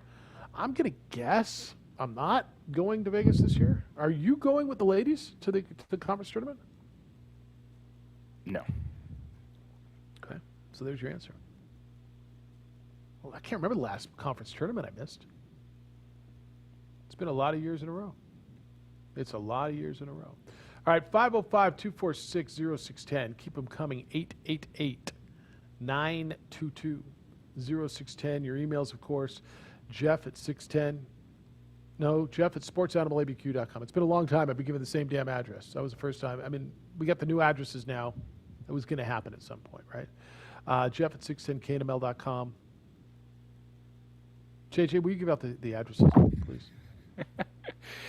JJ at sportsanimalabq.com. Jeff at sportsanimalabq.com. Micah at sportsanimalabq.com. Oh, man. Sometimes the simplest things. I mean, honestly, Sometimes, remember when we came over, you and I were working at that other radio station down in the closet, and it took me a day or two to not give out the former radio station's call-in number on the air. I don't remember the number anymore, which is good, but you just do something repetitiously for quite some time. It takes a second. A second to figure it out. Jeff at sportsanimalabq.com or JJ at sportsanimalabq.com. All right, then we'll wrap up. A couple things I still want to get to when we return of interest to you, some NFL stuff as well. There's a salary cap number. Did you see that? Mike has sent that out for the NFL. That has been set, and I think that'll be of interest to you. Gentlemen, how you feeling? Mid-February, cold outside. Hopefully you're feeling well, but if you are not feeling well, you're dealing with fatigue, lack of energy, erectile dysfunction, you can take care of that. Call NewMail. You'll feel like you again. NewMail is the leader in men's health. They're here in Albuquerque. They've helped thousands of men all over the country feel better. Nothing right now is more important than your health. Nothing. Taking care of you has got to be a priority, and NewMail makes that possible. You can call them at 505-652-1688 or visit NewMail, that's NUMALE.com. The whole process is comfortable. From the first phone call to your visit, all the way through your treatment, NewMail's right there with you. They help you take care of low energy, even hair loss or erectile dysfunction. They've got this testosterone replacement system that utilizes the cutting edge technology. They're out front of this. When it comes to men's health, these guys are the leader. Guys, take care of yourself. Make the call. Visit newmail.com or call 505-652-1688 and you will feel better.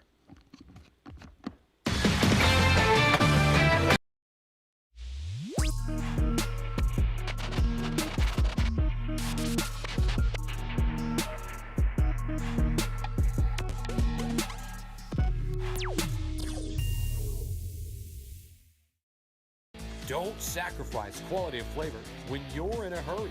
Golden Pride offers ribs, fried chicken, green and red chili breakfast burritos, and Frontier Cinnabons. 4 great locations, or visit us online at goldenpride@abq.com. Golden Pride Barbecue Chicken and Ribs, proud supporter of ProView Sports Network.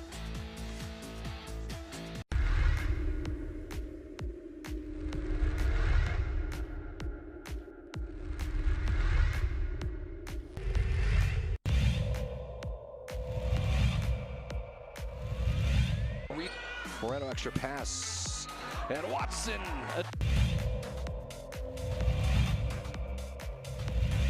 Out with it, Gallegos, and he's gonna run all the way. Window, yes! Able to get out of it. How did he find Battle? It's to Cunningham, and it... Ramos' hand. Ramos puts it up, beats the buzzer!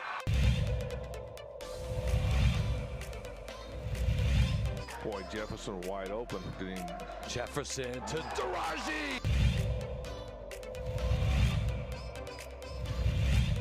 Into Watson with the jam!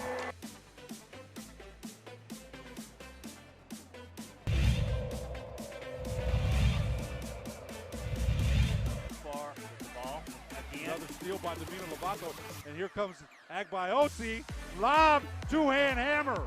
You knew that was coming.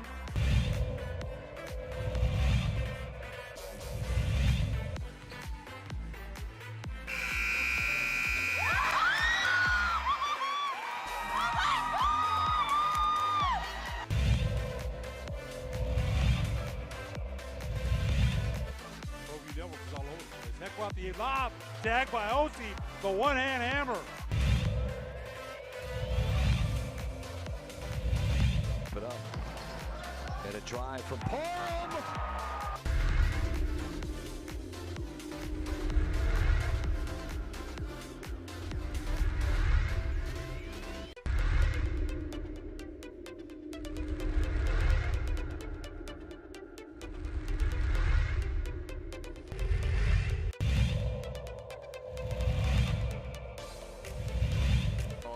Lovato driving, they're gonna count it!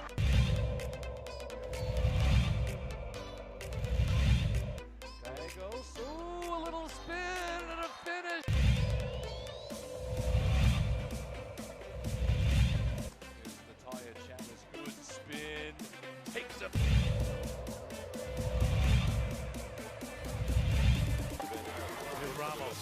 Nice jump stop to the.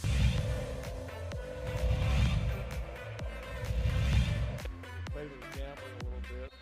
Oh, there's a.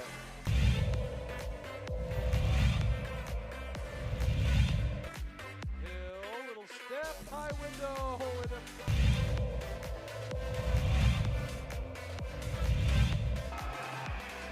Got the second. To the middle. Here we go. 3.9. It's Cooper's going to run with it.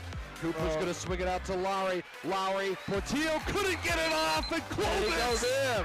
It's waved off. He did not get it off in time. Portillo.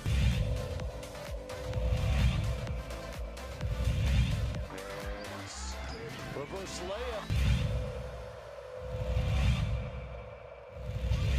Gallegos spins, window, finishes.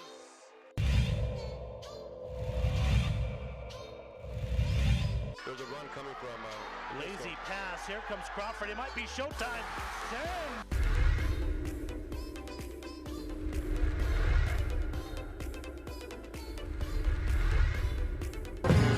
All right, the National Football League has sent out a memo. $180 million minimum salary cap. Is that what you're telling me, Micah? Well, they sent out a memo saying y'all can't sign Fernando Tatis.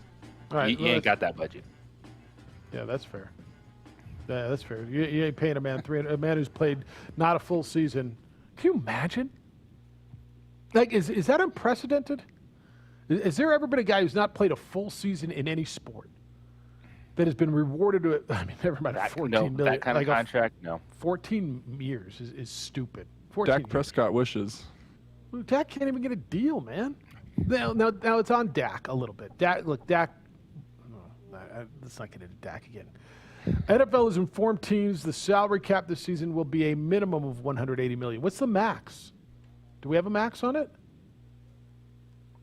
Does this give people an idea how they can start playing quarterback roulette? And let's hear Sam Darnold here, and Mitch Trubisky here, and Matt Ryan there, and Jim Garoppolo there. Oh, Deshaun Watson goes there, and here's Carson Wentz there. Just start playing musical chairs? Yes. Oh, sorry, Jameis, there's not a spot for you. Carson Wentz traded. What? Breaking news. Is it verified? Breaking news. According to Adam Schefter, Philadelphia has agreed to trade Carson Wentz to the Indianapolis Colts in exchange for a 2021 third-round pick and a conditional 2022 second-round pick that could turn into a first, league sources tell Adam Schefter. A third and a second that might be a first? Dang. Weren't the Bears offering better than that? Did the Bears offer reportedly We were their lied first? to about the offers. Yeah.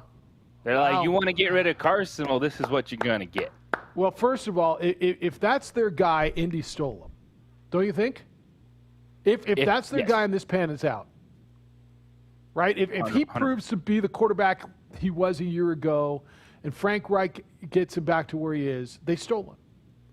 So tell me again, third round this year and a second, maybe a first next year? Yep, 2021 third-round pick and a conditional 2022 second round. All right. Third-round pick. They stole him. The issue is they got to pay him, okay? That's the risk. Otherwise, there's no risk, right? The risk is they got to pay him. But they were going to have to pay a quarterback this year anyway. And if they deemed him the best quarterback for their system on the market, they stole him. Good for them. Indianapolis might be good. Now, you can tell me, Jeff, shut up, it doesn't matter, Carson Wentz stinks. And you might not be wrong.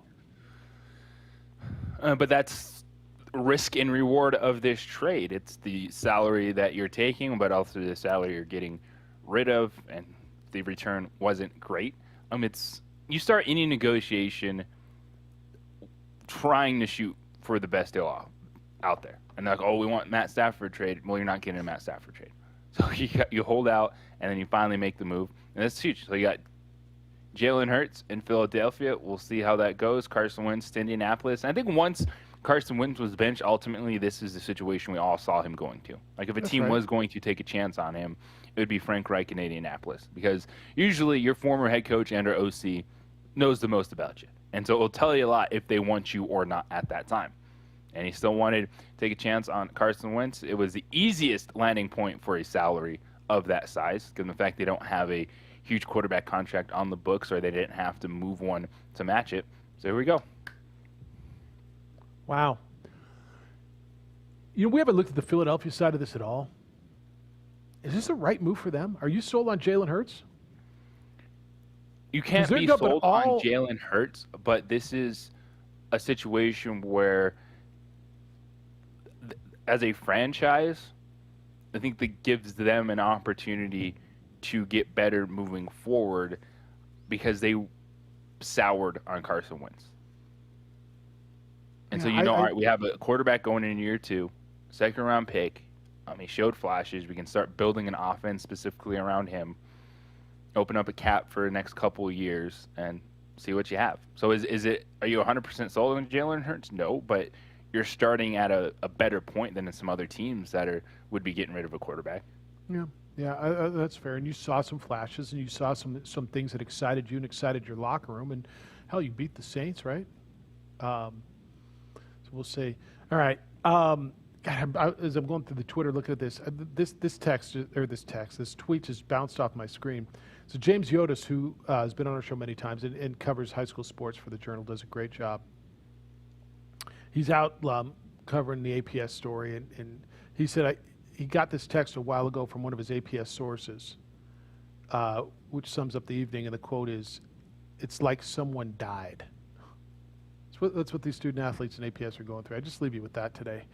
As we continue. I hope to goodness, please, and I know Scott Elder, the APS superintendent, is trying to do this. He's the interim. And I got to believe other superintendents of other school districts are doing this, trying to convince Santa Fe, trying to convince the PED and the governor's office to reconsider tying athletics to in-person school. For the sake of our kids, please listen to them. Like this is a plea from a parent and someone who cares about kids. For the sake of these kids, please listen to these educators who are on the front lines, and please reconsider and let these kids play.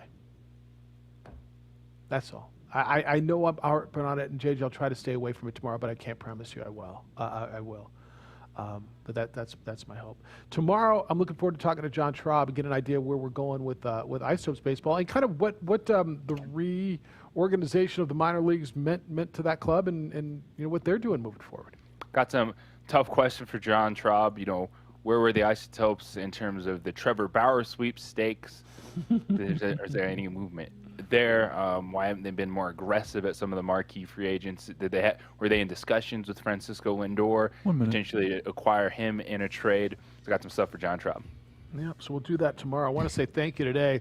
Martino Theus, Matt Avila from the Gladiators were with us. Jerry Palm from CBSSports.com, and of course Paige Klosterman, the Assistant Athletic Director for Development and Annual Giving at UNM. Remember, it's UNM Annual Give Day. If you want to take part in that, go to golobos.com and just follow the links over there, and you can do that. Jay Pole, Josh, Micah, great work, and thank you for getting out on the streets, being safe this morning. I know the commute was not easy. Thank you for getting down and making sure we're on the air. JJ, it sounds like you got a quiet house this morning. Have a day. Enjoy yourself. Be good to each other, please. Be kind, loving, caring, and sharing. We'll see you tomorrow.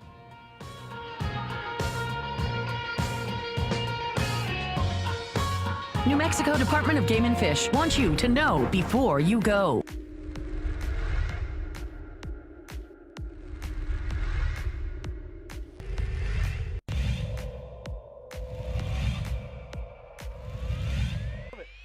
Let's see if Melfi can cash it in. He's got some protection. Deep ball. Erickson's open. Touchdown, Monarchs.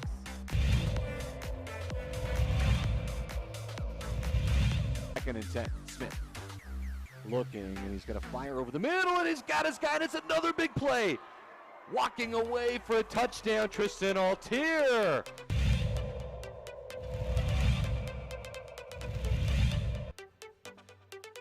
going to hand it off to Chavez. Chavez breaking tackles. Look out. Chavez up the sideline. Stays in bounds. Touchdown. Volcanovis. for that replay. I Just got get you. the measurement. I mean, Smith's got a fire on first down, and he's on the outside. There's a lot of room for Brad Thomas. A move, and he's set free. Dance into the end zone. Touchdown. So it goes.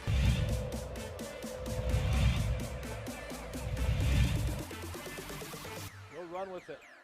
Stumbling. Gets down into the end zone. Looking to throw it.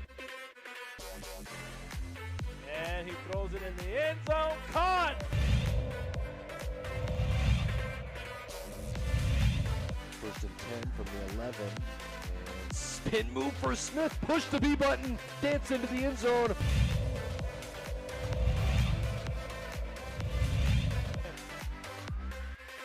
He'll throw it. Looking. Here comes the rush. Stepping up. Pavia now running around. Being chased. Looks across. Throws it up and wide open. Ball is caught. Touchdown. Siembieda.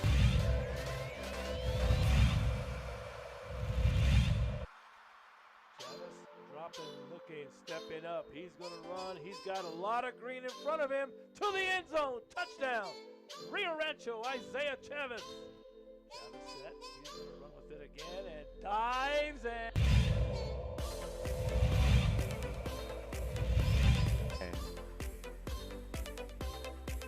It's Austin Smith, and to the outside, a lot of room. Look out. A foot race down the sideline.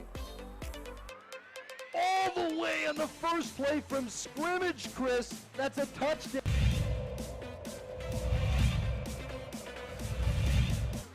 Scrambling. And great hit. He bounces off outside. Got some daylight at the 20, the 10, the 5. What an incredible run.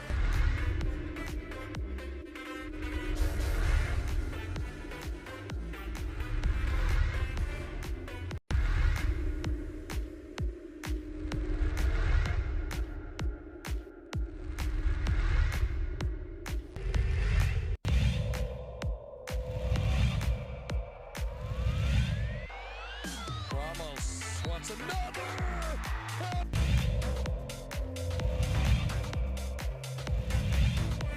Opportunity here. Martinez shoots, he scores.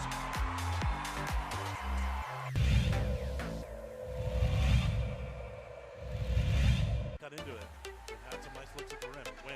Inside. They're not going to miss this one. Two-hand hammer from Murillo.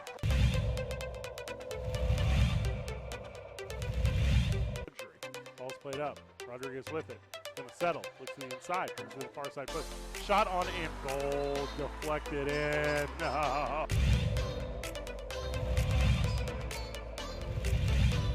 Dorian's gonna go all the way. It was blocked by the rim. Get it out, says Kobe Wade.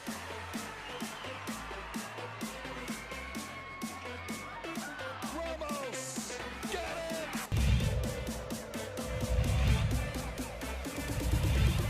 Look out. Ramos, can he chase it down? It was a freebie. Saved it. And then stolen. And somehow Hasbury's got it back. Handoff. What?